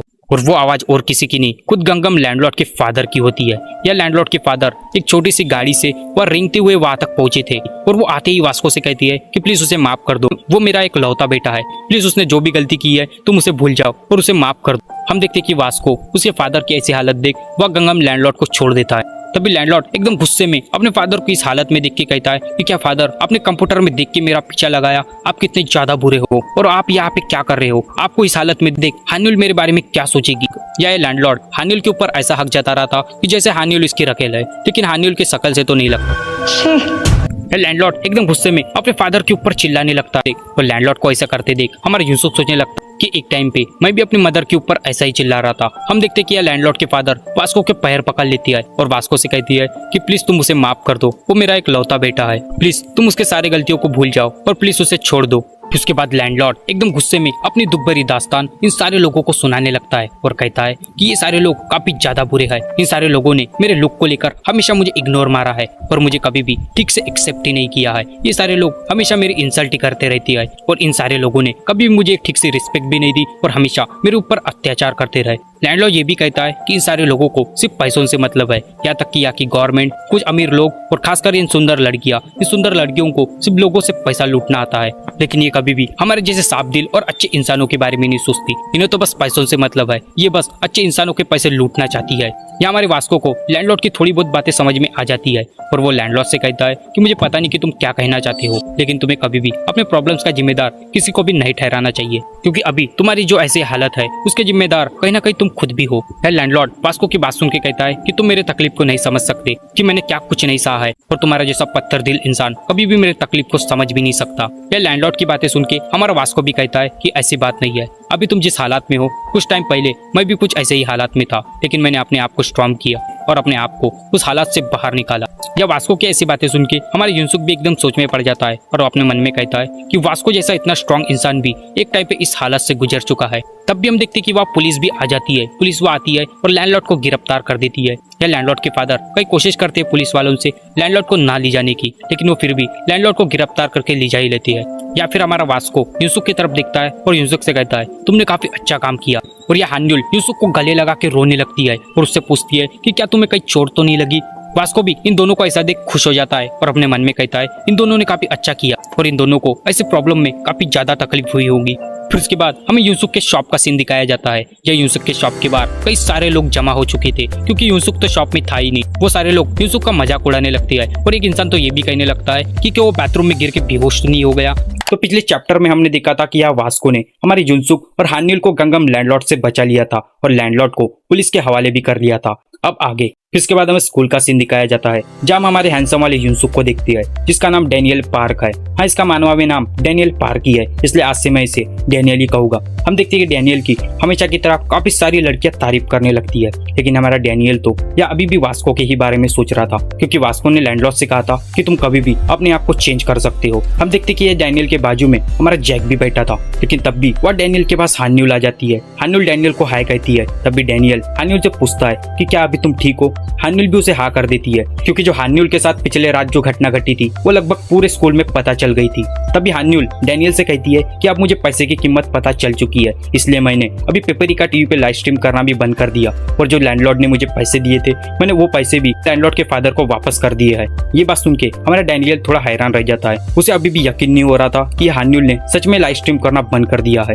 तभी हान्युल या डैनियल से पूछती है कि तुम्हारा अभी मोटा वाला फ्रेंड कहाँ है, मतलब वो अभी क्या कर रहा है। और यह युनसुक ये बात सुन के कोई जवाब ही नहीं देता। आखिर ये जवाब देगा भी क्या? अगर कोई आपसे ही आपका ही पता पूछे तो आप क्या रिएक्शन देंगे? हम देखते कि डैनियल का रिएक्शन देख के हान्युल एक अजीब सा फेस बना लेती है। उसे रियलाइज होता है कि उसने डैनियल से कुछ गलत ही सवाल पूछ लिया है। वो अपने आप को कोसने लगती है और अपने आप से कहने लगती है आखिर मैं कैसी कैसी बातें कर रही हूँ, शायद मैं पागल बन रही हूँ। लेकिन तब भी वह यूई भी आ जाती है। यूई की शक्ल देख के ही हम समझ सकती है कि उसके साथ रात में क्या हुआ था। और यह यूई को स्कूल में देख हमारा डैनियल सोचने लगता है कि यूई तो काफी ज्यादा बहादुर लड़की है, पिछले रात इसके साथ इतना बड़ा कांड होने के बाद भी इसने स्कूल आना बंद नहीं किया। यूई या डैनियल के पास आती है और उसे हाय कहती है। तभी जैक तिरछी नजरों से यूई की तरफ देखता है और अपने मन में सोचने लगता है ये लड़की तो कमाली है, पिछले रात ही इसके साथ इतना बड़ा कांड हुआ लेकिन ये अभी भी लड़कों के साथ फ्लर्ट करना नहीं भूली। फिर हम देखते कि यूई या जैक के पास आती है और उसे रुमाल देने लगती है और कहती है कि तुम्हारा बहुत बहुत शुक्रिया कि पिछले रात तुमने मेरी मदद की। और ये बात सुन के जैक एकदम हैरान रह जाता है। वो अपने मन में सोचने लगता है कि क्या ये लड़की पागल हो चुकी है, आखिर ये कहना क्या चाहती है, क्योंकि इन सब की बातें आगे से मीरा भी सुन रही थी। और मीरा और जैक का रिलेशन तो हम सबको पता है। ये जैक अपने मन में सोचने लगता है शायद मार खाने के बाद इसका दिमाग घूम गया है। तब भी जैक वह यूई से कहता है शायद तुमने कोई सपना देखा होगा क्योंकि पिछले रात तो हम दोनों कभी मिले ही नहीं। तभी यूई कहती है अरे हाँ ये तो सीक्रेट है। जैक कहता है चुप हो जाओ क्योंकि ये सारी बातें मीरा भी सुन रही होती है। उसके बाद सीन शिफ्ट हो जाता है। हमें यू खावा नजर आता है जो अभी पेपरिका टीवी पे लाइव स्ट्रीम कर रहा था। हम देखते कि यू खावा की लाइव स्ट्रीम पहले के मुकाबले काफी ज्यादा लोग देखने लगते हैं। हम देखते कि उसकी लाइव स्ट्रीम अभी 52 बंदे देख रहे थे और बात करें पहले की तो पहले उसके लाइव स्ट्रीम को 1-2 लोग ही देख रहे थे और वो भी उसका सिर्फ मजाक ही उड़ा रहे थे। लेकिन अभी हम देखते हैं कि वही लोग ये यू खावा को सपोर्ट करने लगती है और कहती है कि हम पहले तो तुम्हारा मजाक उड़ाते थे लेकिन तुम उतने ज्यादा भी बुरे नहीं हो। या यू खावा इन सब की बातें सुनकर खुश हो जाता है। उसके बाद हमें यूई नजर आती है जो शायद अपने घर जा रही थी, लेकिन वो अपने मन में सोच रही थी कि जैक शायद मीरा को पसंद करता है, इसलिए शायद उसने मेरी बातों का इतना अजीब सा रिएक्शन दिया। या यूई जैक के बारे में सोच ही रही थी तभी पीछे से कोई यूई को बुलाने लगता है और वो इंसान और कोई नहीं खुद गन होता है। और अगर आपको गन के बारे में नहीं पता तो आप लुकिज्म सीजन 1 के एपिसोड नंबर 8 को देख लेना, तो आपको गन के बारे में पता चल जाएगा। हम देखते कि जंग हम देखते कि यह गन यूई के पास आता है और उससे कहता है तुम यूई हो जो पेपरिका टीवी पे लाइव स्ट्रीम करती हो। या यूई उससे पूछती है कि आखिर तुम कौन हो। तभी ये गन उसकी बात काटते हुए कहता है कि मुझे तुमसे बिजनेस की बात करनी है। उसके बाद सीन शिफ्ट होता है और हमें मीरा और जैक नजर आती है जो भी शायद अपने घर ही जा रहे थे। या मीरा के शक्ल से हम साफ साफ अंदाजा लगा सकती है कि मीरा जैक से काफी ज्यादा नाराज है। या हमारा जैक भी मीरा को मनाने की कोशिश करता है और उससे कहता है कि तुम जो सोच रही हो वैसा बिल्कुल भी नहीं है। मीरा गुस्से में जैक से कहती है तुम चुप हो जाओ और आखिर तुम मुझसे बात क्यों कर रहे हो। या जैक को काफी ज्यादा गुस्सा आता है क्योंकि मीरा को यह मिसअंडरस्टैंडिंग हो गई थी। या जैक मीरा को मनाने की कोशिश कर ही रहा होता है कि तब भी उनके सामने एक और बंदा आके खड़ा हो जाता है और वो बंदा और कोई नहीं खुद जॉन जॉन ली होता है। जॉन ली मतलब यूई का पुराना वाला बॉयफ्रेंड, अरे वही जिसकी जैक ने पिछले चैप्टर में काफी बुरी तरीके से धुलाई की थी। जॉन ली जैक को देख के मुस्कुराने लगता है और कहता है कि आखिरकार तुम मुझे मिले गए, पता नहीं मैं कब से तुम्हारा इंतजार कर रहा था, लेकिन आज तुम मुझसे बच के कहीं नहीं जा सकते। या मीरा को जॉन ली की बातों से समझ में आ जाता है कि जैक ने फिर से कहीं ना कहीं फाइट की है। वो जैक से कहती है तो अच्छा तुमने फिर से फाइट की।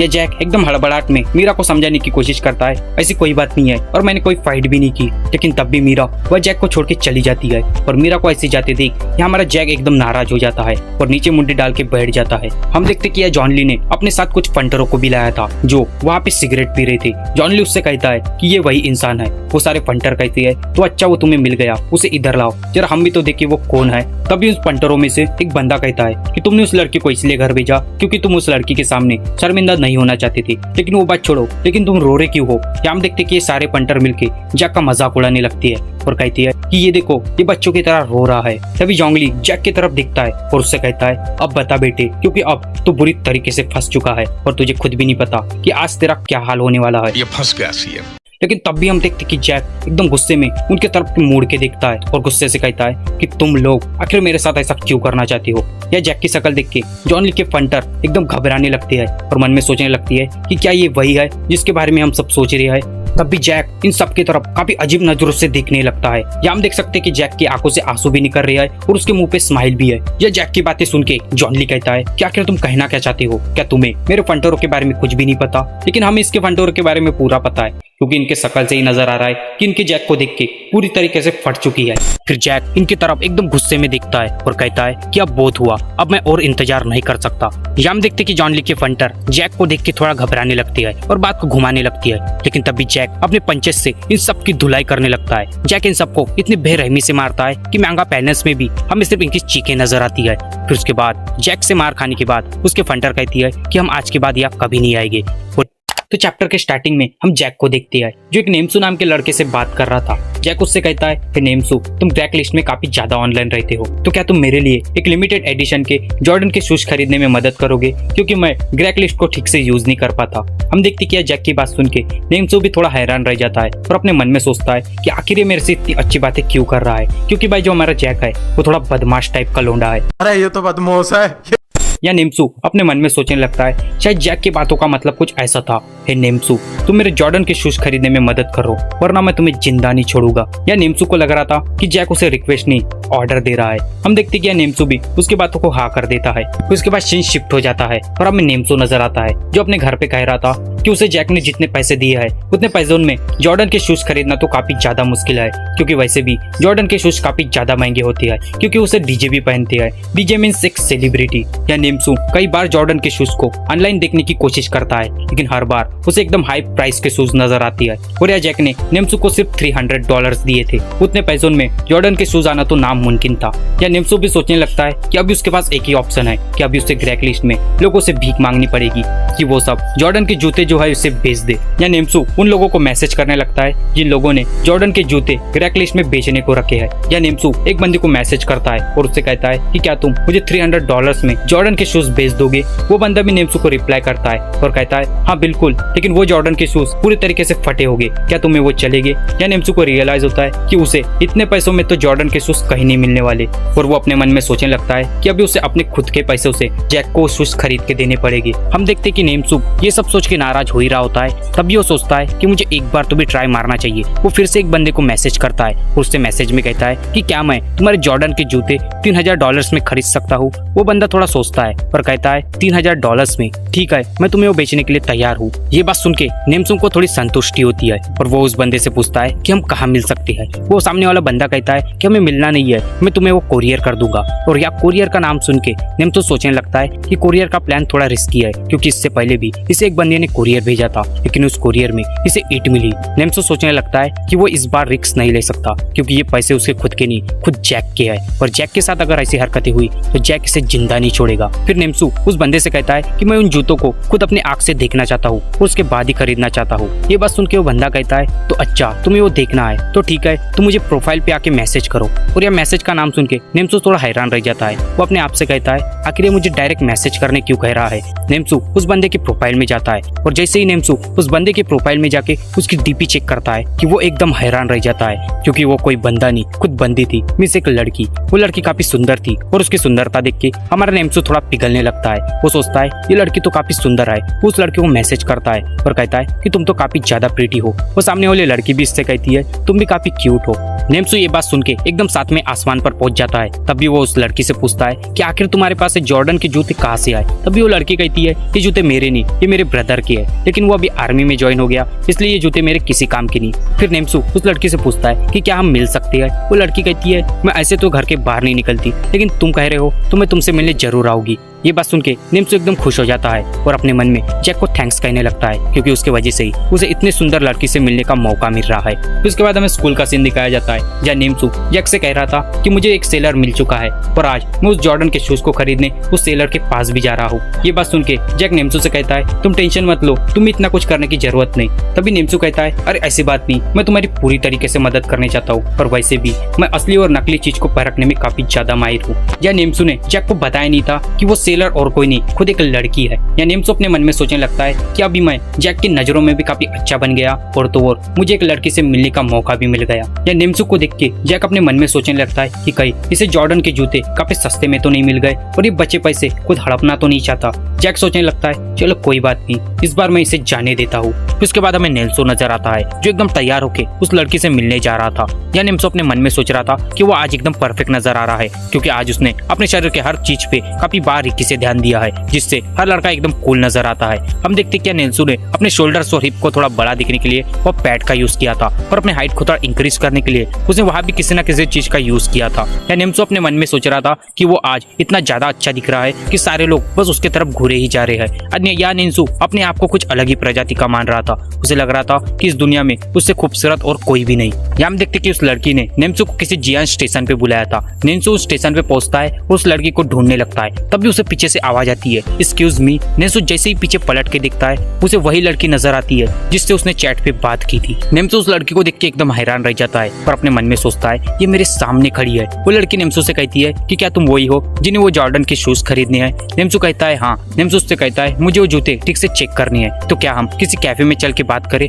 नेम्सो ये सारी बातें कह ही रहा था कि तभी पीछे से दो बंदे आते हैं और वो दोनों बंदे नेम्सो के कंधे पे हाथ रखती है। वो दो बंदों में से एक बंदा कहता है कि चुपचाप सीधे सीधे चलते रहो और अपने चेहरे पे एक मुस्कान रखना। उनमें से एक दूसरा बंदा कहता है कि अगर तुमने यहाँ चिल्लाने की कोशिश की तो याद रखना इसका अंजाम काफी ज्यादा बुरा होगा। हम देखते हैं कि नेम्सो इन दोनों बंदे की बातें सुन के उस लड़की की तरफ देखने लगता है और सोचता है आखिर ये लड़की कुछ कह रही क्यों नहीं। इसका मतलब ये सब मिले हुए है, मतलब इन सब ने मिलकर मुझे पागल बनाया है। हम देखते हैं कि वो सारे लोग नेम्सो को एक गली में ले आते हैं और नेम्सो से उसके सारे पैसे भी छीन लेती है, जो पैसे नेम्सो को खुद जैक ने दिए थे। हम देखते कि वहाँ उस लड़की को पकड़ के कुल वहाँ 4 लोग मौजूद थे। नेम्सो अपनी हालत देख एकदम रोने लगता है। तब भी उन बंदों में से एक बंदा कहता है तो अच्छा तुम्हें इसे कैफे में ले जाना था। दूसरा वो मोटा वाला बंदा भी कहता है मैंने तो इसकी प्रोफाइल देख के ही अंदाजा लगा लिया था कि एक नंबर का बेवकूफ है। यानी हमारा नेम्सो सोच रहा था कि काश ये एक सपना हो।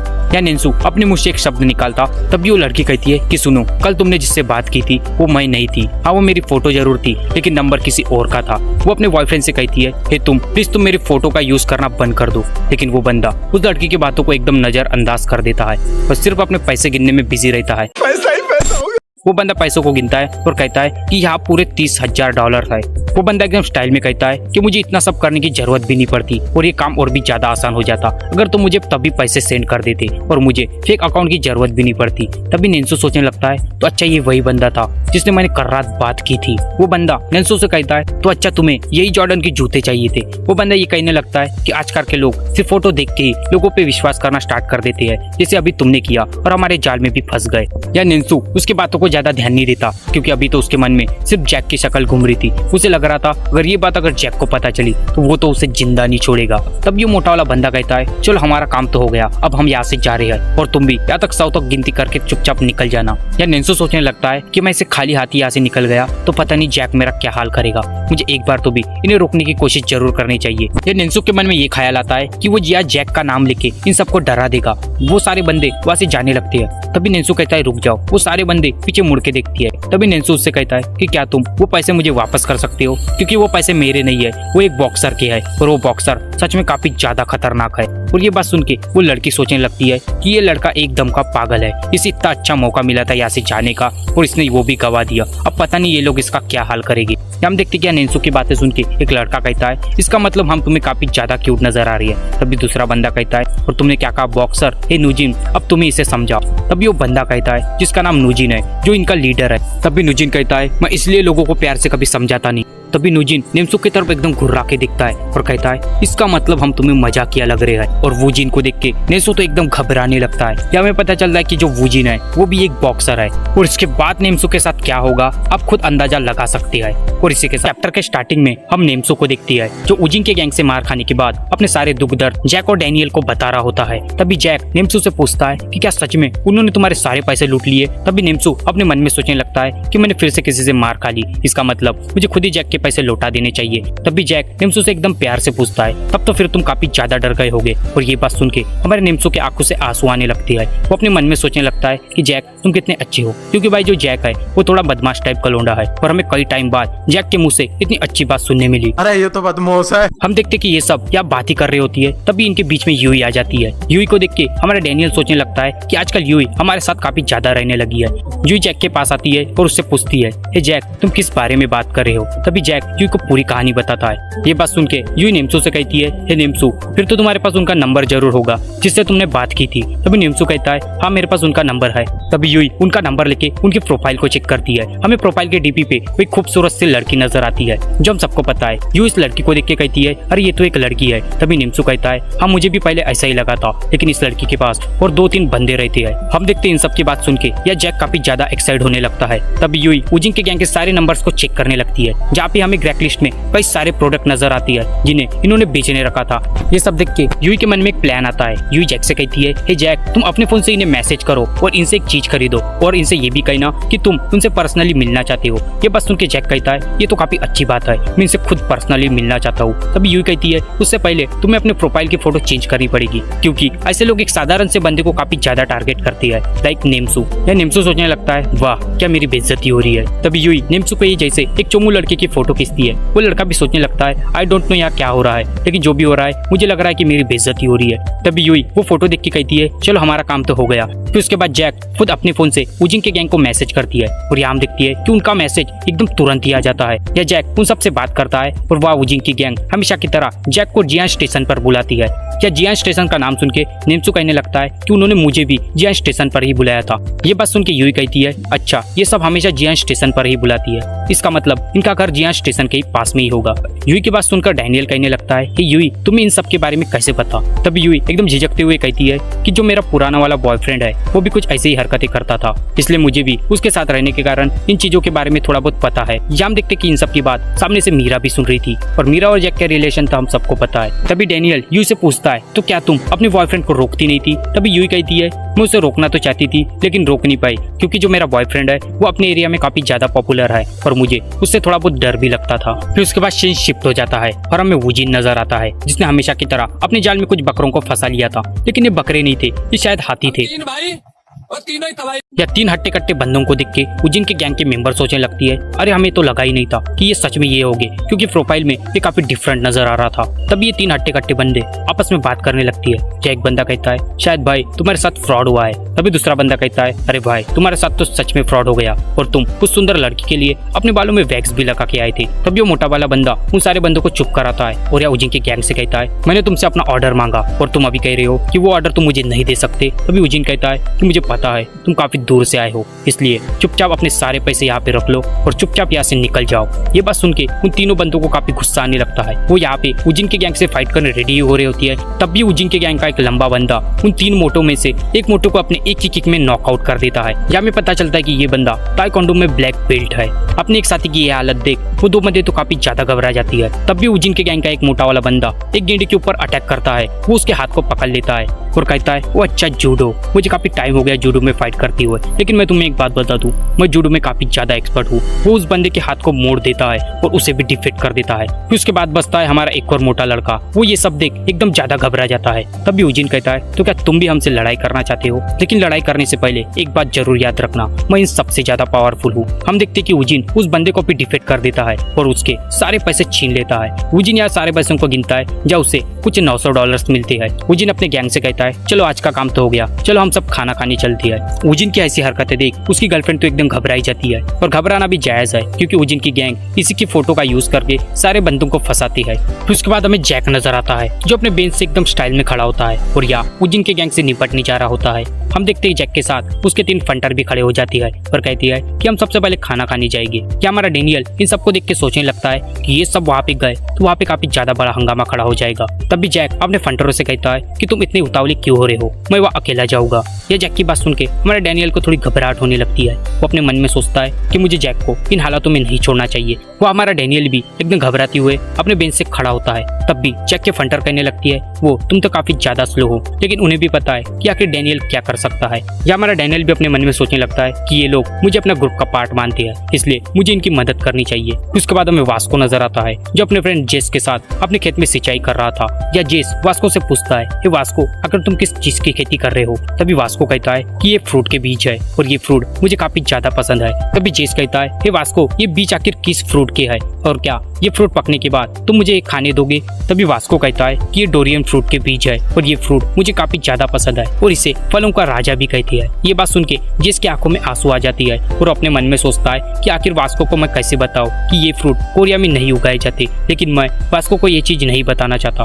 फिर हम देखते कि वास्को की नजर हमारे डेनियल पर जाती है।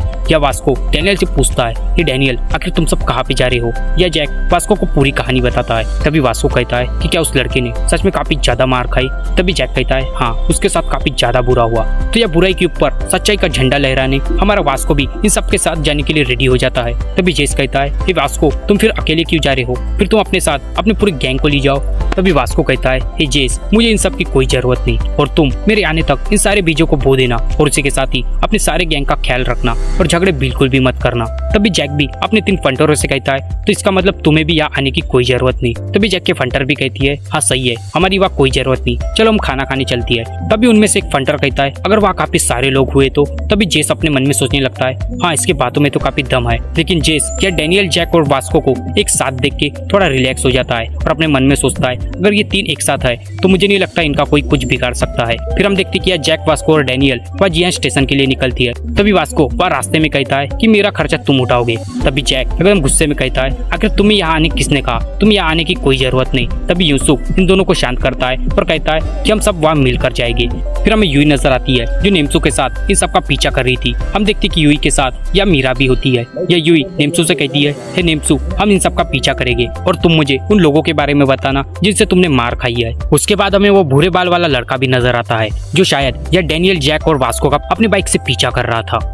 तो पिछले चैप्टर में हमने देखा था कि यूजिन के गैंग से निपटने हमारा जैक, वास्को और डेनियल जियान स्टेशन की ओर निकलती है। उसके बाद हम देखते हैं कि ये सब जियान स्टेशन पहुंच भी जाती है, लेकिन अभी यूजिन के गैंग से मीटिंग करने इनके पास काफी ज्यादा समय बचा था, इसलिए ये सब सोचती है कि ये कैफे में जाएगी। हम देखते हैं कि कैफे में हमेशा की तरह हमारे डेनियल की सारी लड़कियां तारीफ करने लगती है। वो सारी लड़कियां बस डेनियल की तरफ देख के उसकी बातें करने लगती है। कुछ लड़कियां तो ये भी कहती है कि वो देखो वो लड़का कितना ज्यादा हैंडसम है, लेकिन इसके ड्रेस से लगता है कि ये इस एरिया का तो बिल्कुल भी नहीं है। तभी हम देखते हैं कि इनके बगल में 3 बदमाश लोंडे भी बैठे होती है जो डेनियल, वास्को और जैक की तरफ काफी अजीब नजरों से देख रही होती है। लेकिन वास्को को इनके देखने से घंटा भी फर्क नहीं पड़ता, या वास्को तो इनको फुल इग्नोर मारता है। डेनियल भी कुछ ऐसा ही करता है, वो इन सारे बंदों को एकदम नजरअंदाज कर देता है क्योंकि यह डेनियल को थोड़ा डर भी लग रहा था। लेकिन जो हमारा जैक है वो इन तीनों बंदों के आंखों में आंखें डाल के काफी अजीब नजरों से देख रहा होता है। तभी जैक कहता है, आखिर ये बंदे हमारे तरफ ऐसी नजरों से क्यों देख रहे हैं, कहीं इन्हें मेरे हाथों से आज मरना तो नहीं। तभी डेनियल अपने मन में सोचने लगता है ये सिचुएशन तो काफी ज्यादा टफ है। फिर जैक इन 3 बंदों से काफी ज्यादा परेशान हो जाता है और वो वास्को से कहता है कि वास्को, क्या हम इन बंदों पे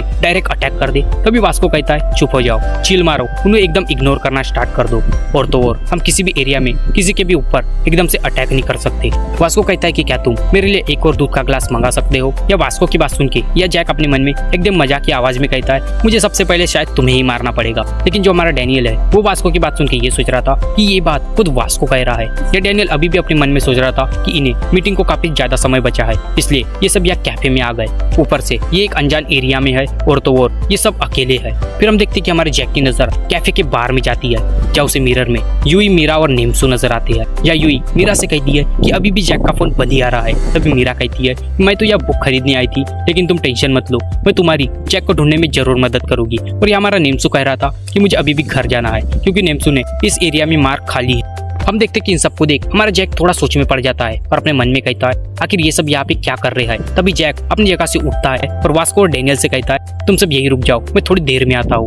फिर जैक यूई, मीरा और नेम्सू को पीछे से आवाज मारता है। फिर ये सब पीछे पलट के देखती है। हम देखते कि यूई जैक को देख के काफी ज्यादा खुश हो जाती है, क्योंकि यह यूई को लग रहा था कि जैक ने शायद उसे आवाज मारी है। लेकिन जैक सीधा मीरा के हाथों को पकड़ लेता है और मीरा से कहता है आखिर तुम यहाँ पे क्या कर रही हो। या यूई बीच में जैक से बात करने की कोशिश करती है, लेकिन जैक उसकी बातों को एकदम इग्नोर मार देता है। तभी यूई जैक से कहती है हे जैक, क्या तुम्हारा काम खत्म होने के बाद क्या तुम हमारे साथ कैरियोके चलोगे। लेकिन जैक यूई की बातों पे ज्यादा ध्यान नहीं देता। तभी मीरा कहती है मैं तो यह बुक खरीदने आई थी, पर मैंने ये भी सोचा कि तुम्हारा काम खत्म होने के बाद मैं तुम्हारे साथ कहीं घूमने चलूं, लेकिन तुम तो शायद कैरियोके जा रहे हो। हम देखते कि भाई यूई अभी भी जैक से बात करने की कोशिश कर रही थी। यूई जैक से कहती है हे जैक, आखिर तुम्हारा फोन क्यों बंद दिखा रहा था। लेकिन भाई जो जैक है वो यूई की बातों को एकदम नजरअंदाज करता है और मीरा से कहता है कि क्या हम मेरा काम खत्म होने के बाद एक साथ कैरियोके चले। इन सब की बात सुन के हमारा नेम्सू कहता है कि क्या मैं भी तुम्हारे साथ कैरियोके चल सकता हूँ। तभी जैक कहता है क्या तुम तो बिल्कुल भी मत चलना। ये सब यहाँ बात ही कर रहे होती है कि तभी पीछे से वही 3 बंदे आती है जो बंदे हमें कैफे में नजर आए थे। वो बंदे जैक को पहचान लेती है और जैक से कहती है तो अच्छा तुम यहाँ पे हो, चलो आज देख लेती है कि इसमें कितना ज्यादा दम है। उन बंदों में से एक बंदा कहता है क्या तुम थोड़ा साइड में चल के हमसे बात करोगे। या ये 3 बंदों को देख के मीरा, यूई और नेम्सू काफी ज्यादा डर जाती है। तब भी यूई इन 3 बंदों से पूछती है कि आखिर तुम कौन हो। या मीरा को भी रियलाइज हो जाता है कि या जैक ने कहीं ना कहीं फाइट की है। या जैक इन बंदों को समझाने की कोशिश करता है और कहता है कि मैं वो नहीं हूँ जो तुम समझ रहे हो। फिर हम देखते कि उन 3 बंदों की नजर या यूई और मीरा पे जाती है। वो बंदे मीरा और यूई की खूबसूरती देख के उनके प्यार में पड़ने लगती है। एक बंदा तो ये भी कहता है जरा इन खूबसूरत लड़कियों को देखो,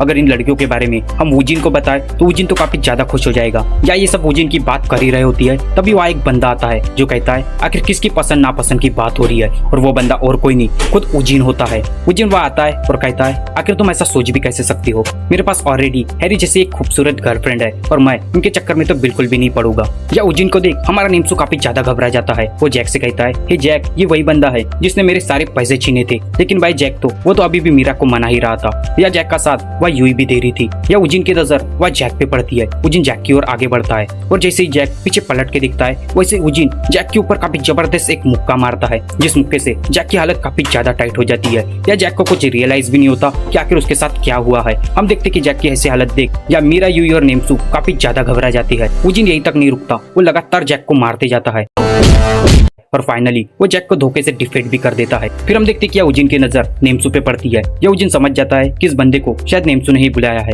वुजिन नेम्सू से कहता है तो अच्छा ये तुम्हारा दोस्त है, मतलब तुम उससे बदला लेने इस बंदे को लाए थे। जैक की ऐसी हालत देख मीरा तो रोने लगती है। वो वुजिन के ऊपर पत्थर से अटैक करती है, लेकिन वुजिन उस अटैक को काफी आराम से डॉज कर लेता है। या मीरा को देख वुजिन अपने मन में सोचने लगता है ये लड़की तो काफी ज्यादा अच्छी है, अगर मेरे साथ आज या हैरी नहीं होती तो मैं इनके भी मजे ले पाता। या मीरा जैक के पास रोके पुलिस चिल्लाने लगती है और वुजिन से कहती है तुम काफी ज्यादा बुरे हो, तुमने उसे बिना मतलब के मारा, रुको मैं अभी पुलिस के पास कंप्लेंट करने जाती हूँ। फिर वुजिन यहाँ से जाने लगता है और कहता है अगली बार से तुम मुझे इस एरिया में नजर मत आना। वुजिन जाते जाते ये भी कहता है अगर तुमने पुलिस के पास कंप्लेंट करने की कोशिश की तो याद रखना मुझे उस बंदे का नाम, एड्रेस और नंबर सब कुछ पता है। और या वुजिन नेम्सू की बात कर रहा था। या जैक की ऐसी हालत देख मीरा और यूई जैक को उठाने की कोशिश करती है। या मीरा तो रोते रोते पुलिस चिल्लाती रहती है और कहती है या कोई चोर है, प्लीज हमें बचाओ। तभी जैक मीरा को पैर पकड़ लेता है और मीरा से कहता है हे मीरा, क्या कोई मुझे मारे, तुम्हें ऐसा पसंद है। तभी मीरा रोते हुए कहती है ऐसा मैं क्यों चाहूंगी, मैं ऐसा बिल्कुल भी नहीं चाहती और तुम सबसे पहले हॉस्पिटल चलो। तभी जैक एकदम गुस्से में नेम्सू से कहता है हे नेम्सू, अभी हमें उन बंदों से मिले कितना और समय बचा हुआ है। तब नेम्सू कहता है अभी हमारे पास और भी 20 मिनट बचे हुए हैं। फिर हम देखते कि यह जैक एकदम गुस्से से पागल होने लगता है। या हम देख सकते कि जैक की आंखों से या खून भी बह रहा था। जैक एकदम गुस्से में कहता है अभी ये सब खत्म नहीं हुआ है, असली लड़ाई तो अब शुरू होगी। फिर उसके बाद हमें वुजिन नजर आता है। जो अपनी गैंग के साथ हमेशा की तरह अपने बकरे का वेट कर रहा था। या उजिन का एक बंदा उजिन से पूछता है कि आज हमारा कस्टमर आखिर किस चीज को खरीदना चाहता है। तभी उजिन कहता है कि वही हमेशा की तरह वो इस जूतों को खरीदना चाहता है। या उजिन कहता है कि ये जूते हमारे लिए काफी ज्यादा लकी साबित हो रहे हैं और इन जूतों के कारण हमने काफी ज्यादा पैसे कमाए हैं। या उजिन कहता है कि मुझे जूतों से याद आया, मुझे वो कल वाला लड़का भी नजर आया था, लेकिन आज उसने अपने साथ एक और लौंडे को लाया था, लेकिन मैंने उसे भी काफी ज्यादा बुरी मार मारी। या उजिन अपने गर्लफ्रेंड से कहने लगता है, हे हैरी, आखिर हमारा कस्टमर कितने टाइम पे आने वाला है। या उजिन अपने गर्लफ्रेंड से ये भी कहता है, अब तो तुम्हें सब कुछ पता चल गया है, मतलब तुम ये सब सीख चुकी हो और शायद मुझे तुम्हारे फेक आईडी से उन बंदों से बात करने की कोई जरूरत नहीं, क्योंकि वो काम तुम खुद भी कर सकती हो। या उजिन अपने गर्लफ्रेंड से बात ही कर रहा था, तभी उजिन को एक आवाज आती है, तो अच्छा तुम सिर्फ यहाँ पे हो। और वो आवाज और किसी की नहीं, कुछ जैक की होती है। या हम देखते कि जैक, जिसके आंख के पास से अभी भी खून बह रहा था, और वो उजिन से फाइट करने आया था। और यह जैक के साथ हमारा वास्को और खुद डैनियल भी था। यह जैक को देख के उजिन कहता है, वो तुम तो फिर से आ गए। तभी उजिन के गैंग का एक बंदा उजिन से पूछता है, क्या तुम इन्हें जानते हो। उजिन कहने लगता है, आखिर तुम यहाँ फिर से क्यों लौट आए, और तो और क्या तुमने इन दो बंदों को मुझसे फाइट करने लाया है, और तो और क्या ये दो बंदे भी मुझसे मार खाना चाहते हैं। फिर यह उजिन अपने गैंग को बताने लगता है कि ये वही बंदा है जिसकी मैंने कुछ टाइम पहले काफी बुरी पिटाई की थी। यह उजिन इन तीनों को देख के फिर से कहता है कि मैं तुम्हारी भी बिल्कुल वैसी ही हालत करूंगा जैसी मैंने कल उस छोटे बच्चे की थी। यह उजिन की नजर निम्सू पे भी पड़ती है और उजिन कहता है, वो तो बच्चे तुम यहाँ फिर से लौट आए।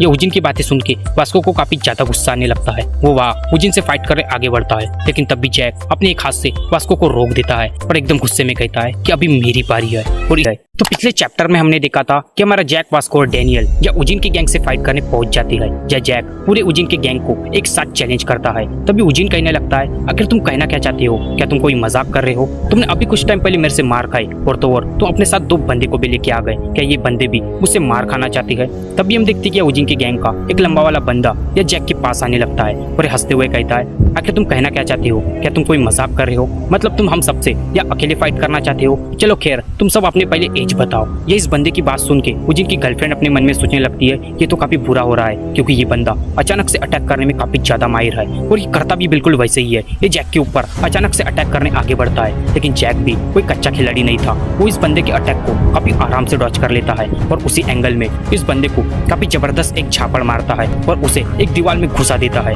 जिससे उस बंदे की नाक टूट जाती है, जिससे उस बंदे की नाक से खून बहने लगता है। जैक को ऐसा करते देख या सारे बंदे एकदम हैरान हो जाती है। या डैनियल अपने मन में सोचने लगता है, जैक तो पूरा कमाल ही है, लेकिन जो वास्को है जिसे फाइट का काफी ज्यादा अनुभव है, वो अपने मन में सोचने लगता है, या जैक काफी ज्यादा थक चुका है।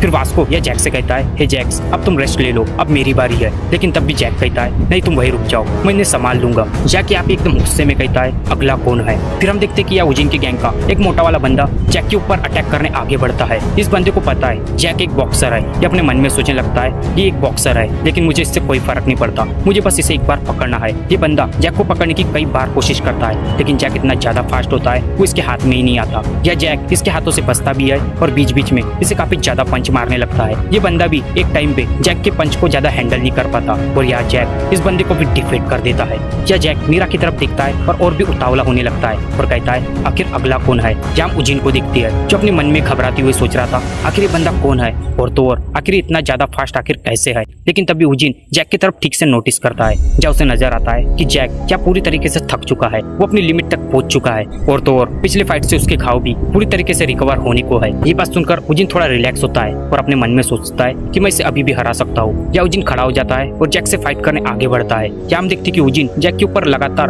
अपने पंचेस से अटैक करने लगता है और यह जैक अपनी थकावट के कारण उजिन के पंच को सिर्फ अपने हाथों से डॉज करने लगता है। या उजिन जैक को मारते मारते कहता है कि तुम मेरा कुछ भी नहीं बिगाड़ सकते, मैं एक ऐसा बॉक्सर हूँ जिसने कई सारे नेशनल टूर्नामेंट खेले हैं। यह जैक अभी भी उजिन के अटैक को सिर्फ डॉज ही कर रहा था, लेकिन तब भी यह वास्को जैक के प्लान को समझ जाता है और कहता है कि अब उजिन का खेल खत्म हो चुका है। और होता भी कुछ ऐसे ही है। यह जैक अपने एक ही पंच से उजिन की हालत काफी ज्यादा बुरी कर देता है। या उजिन की शक्ल से ही देख सकते हैं आखिर जैक के पंच से उजिन का क्या हाल हुआ है। या उजिन की ऐसी हालत देख या सब जन एकदम हैरान हो जाती है। या डैनियल अपने मन में सोचने लगता है, ये पंच तो बिल्कुल वैसा ही है जैसा मैंने जैक के अगेंस्ट फाइट में यूज किया था। या वास्को भी अपने मन में सोचने लगता है कि यह जैक काफी ज्यादा थक गया था, इसलिए उसने इस फाइट को जल्दी खत्म करने के लिए इस ट्रिक का यूज किया। और तो और ये ट्रिक शायद उसने डैनियल से सीखी है। यहाँ हम देखते कि उजिन की हालत काफी ज्यादा बुरी हो जाती है और उजिन की ये हालत देख हमारा जैक मीरा की तरफ देख के कहता है कि मीरा, मैं आखिर जीत ही गया। लेकिन तब भी हम देखती है कि वह उजिन के और भी ज्यादा बंदे आने लगते हैं और इन बंदों को देख ये सारे लोग एकदम हैरान रह जाती है। यहाँ पे ये सारे बंदे उस बंदे के पास आने लगती है जिसे जैक ने सबसे पहले मारा था।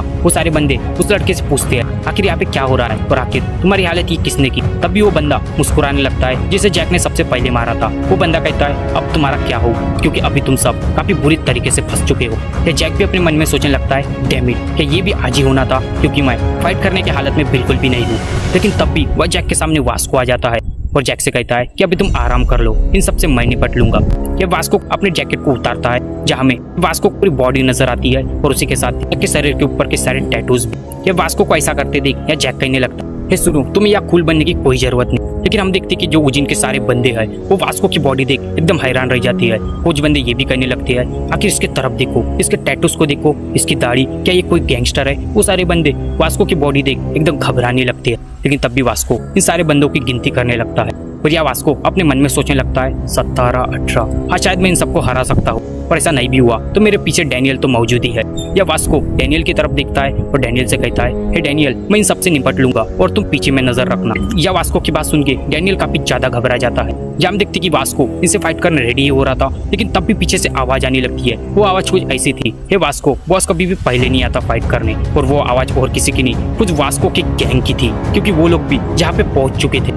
यह वास्को का फ्रेंड जेस अपने बाइक से उतरता है और वास्को से कहता है हे वास्को, अब तुम आराम करो, इन सबसे हम निपट लेंगे। फिर हम देखते कि उजिन वास्को की गैंग के बंदों के जैकेट के ऊपर नोटिस करता है, जहाँ उसे वास्को के गैंग का नाम पता चलता है, जो नाम होता है बर्न नकल्स। और ये नाम पढ़ के उजिन काफी ज्यादा घबरा जाता है और अपने मन में सोचने लगता है तो यह है बर्न नकल्स, जो वेस्ट साइड का सबसे पावरफुल ग्रुप है और ये पूरा ग्रुप किसी राक्षसों से कम नहीं। या उजिन इन सबको देख के काफी ज्यादा घबरा जाता है और यह वास्को और उसकी गैंग उजिन से फाइट करने रेडी हो जाती है। इसके बाद चैप्टर 38 स्टार्ट होता है।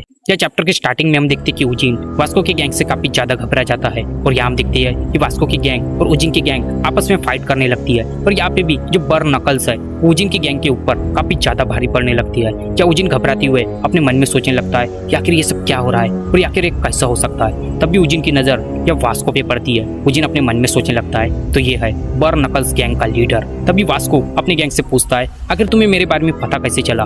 तभी जेस कहता है कमान वास्को, हम काफी अच्छे दोस्त हैं, इसलिए तुम जहाँ पे जाते हो मुझे अपने आप खबर पहुंच जाती है। तभी वास्को कहता है हाँ ये बात तो है, लेकिन जेस क्या आपने मन ही मन कह रहा था, मुझे माफ करना वास्को, मैंने तुम्हारे फोन में एक ऐसा ऐप डाउनलोड करके रखा है जिससे मुझे तुम्हारी लोकेशन हमेशा पता चल जाती है। या वास्को अपने गैंग से कहता है लेकिन फिर भी तुम सबको यहाँ आने की कोई जरूरत नहीं थी। और ये बात सुन के वास्को की गैंग कहने लगती है आखिर वास्को तुम क्या कहना चाहते हो, हम सब बेस्ट फ्रेंड है, हम एक गैंग है और तुम्हारी ये बात हमें हमेशा हर्ट करती है। लेकिन तभी वास्को कहता है लेकिन अभी तुम्हें यहाँ से चले जाना चाहिए और तुम जाते जाते हेलमेट का यूज जरूर करना। लेकिन तब भी हम देखती है कि उजिन के गैंग का एक मोटा वाला बंदा वास्को के कंधों को पकड़ लेता है और वास्को से कहता है कि अभी अपनी गैंग को यहीं पे रोक दो, वरना मैं तुम्हारे कंधों का काफी ज्यादा बुरा हाल करूंगा। लेकिन हम देखते कि वास्को उसके हाथों को अपने कंधों के ऊपर से काफी आराम से हटा देता है और ये देख वो बंदा भी एकदम हैरान रह जाता है और वास्को को मॉन्स्टर कहने लगता है। जब हम देखते कि वास्को उस बंदे से कहता है अच्छा तुमने कहा शोल्डर। क्या हम देखते कि वास्को जेब में हाथ डाल के अपना एक हाथ उस बंदे के शोल्डर पे रखता है और ऐसा वास्को को करते देख उसके सारे गैंग के मेंबर एकदम हैरान रह जाती है और कहने लगती है अरे ये तो वास्को का वही सबसे खतरनाक अटैक है। या वास्को उस बंदे के शोल्डर को काफी तेजी से दबाता है जिससे उस बंदे की हालत काफी ज्यादा बुरी हो जाती है और वो भी वहीं पे डिफीट हो जाता है। और यहाँ पे उजिन अपने सारे बंदों को हारता देख काफी ज्यादा घबरा जाता है और अपने मन में कहता है कि मेरे और भी बंदे आने को है और उन्हें यहाँ तक पहुँचने काफी ज्यादा समय लगेगा। फिर हमें वही भूरे बाल वाला लड़का नजर आता है जिसका नाम शायद जे है। ये बंदा ये अपनी गाड़ी को खड़ी करके वह सिगरेट फूक रहा था क्योंकि इसने उजिन के गैंग को पहले ही निपटा दिया था, जिस गैंग को उजिन ने फोन करके बुलाया था। हम देख सकते कि कैसे ये सारे बंदे या उजिन की मदद करने जा रहे थे, लेकिन तभी उनके सामने ये भूरे बाल वाला लड़का आ जाता है और इन्हें गली में ले जाके उनकी काफी ज्यादा बुरी हालत करता है। हम देखते कि ये बंदा ये अपनी बाइक पे सिगरेट फूक रहा होता है, तभी इसके पास और दो बंदे आ जाते हैं और उससे कहती है हे तुम तो सच में काफी ज्यादा लाजवाब हो। इन बंदों को देख या जे को लगता है कि शायद ये इनसे फाइट करने आया है, इसलिए जे वहाँ पे खड़ा हो जाता है। तभी उन दो बंदों में से एक बंदा कहता है अरे चिंता मत करो, हम यहाँ कुछ फाइट करने नहीं आए हैं। या जे को सिगरेट पीते देख एक बंदा कहता है कि तुम्हें सिगरेट नहीं पीना चाहिए, क्योंकि मैं भी पहले सिगरेट पीता था, लेकिन जैसे ही मैंने सिगरेट छोड़ दी मुझे एक बंदी मिल गई। शायद तुम्हारे साथ भी कुछ ऐसा ही है, इसलिए तुम भी सिगरेट छोड़ दो, शायद तुम्हें पसंद करने वाला जरूर मिल जाएगा। इनकी बात सुन के ये भूरे बाल वाला लड़का भी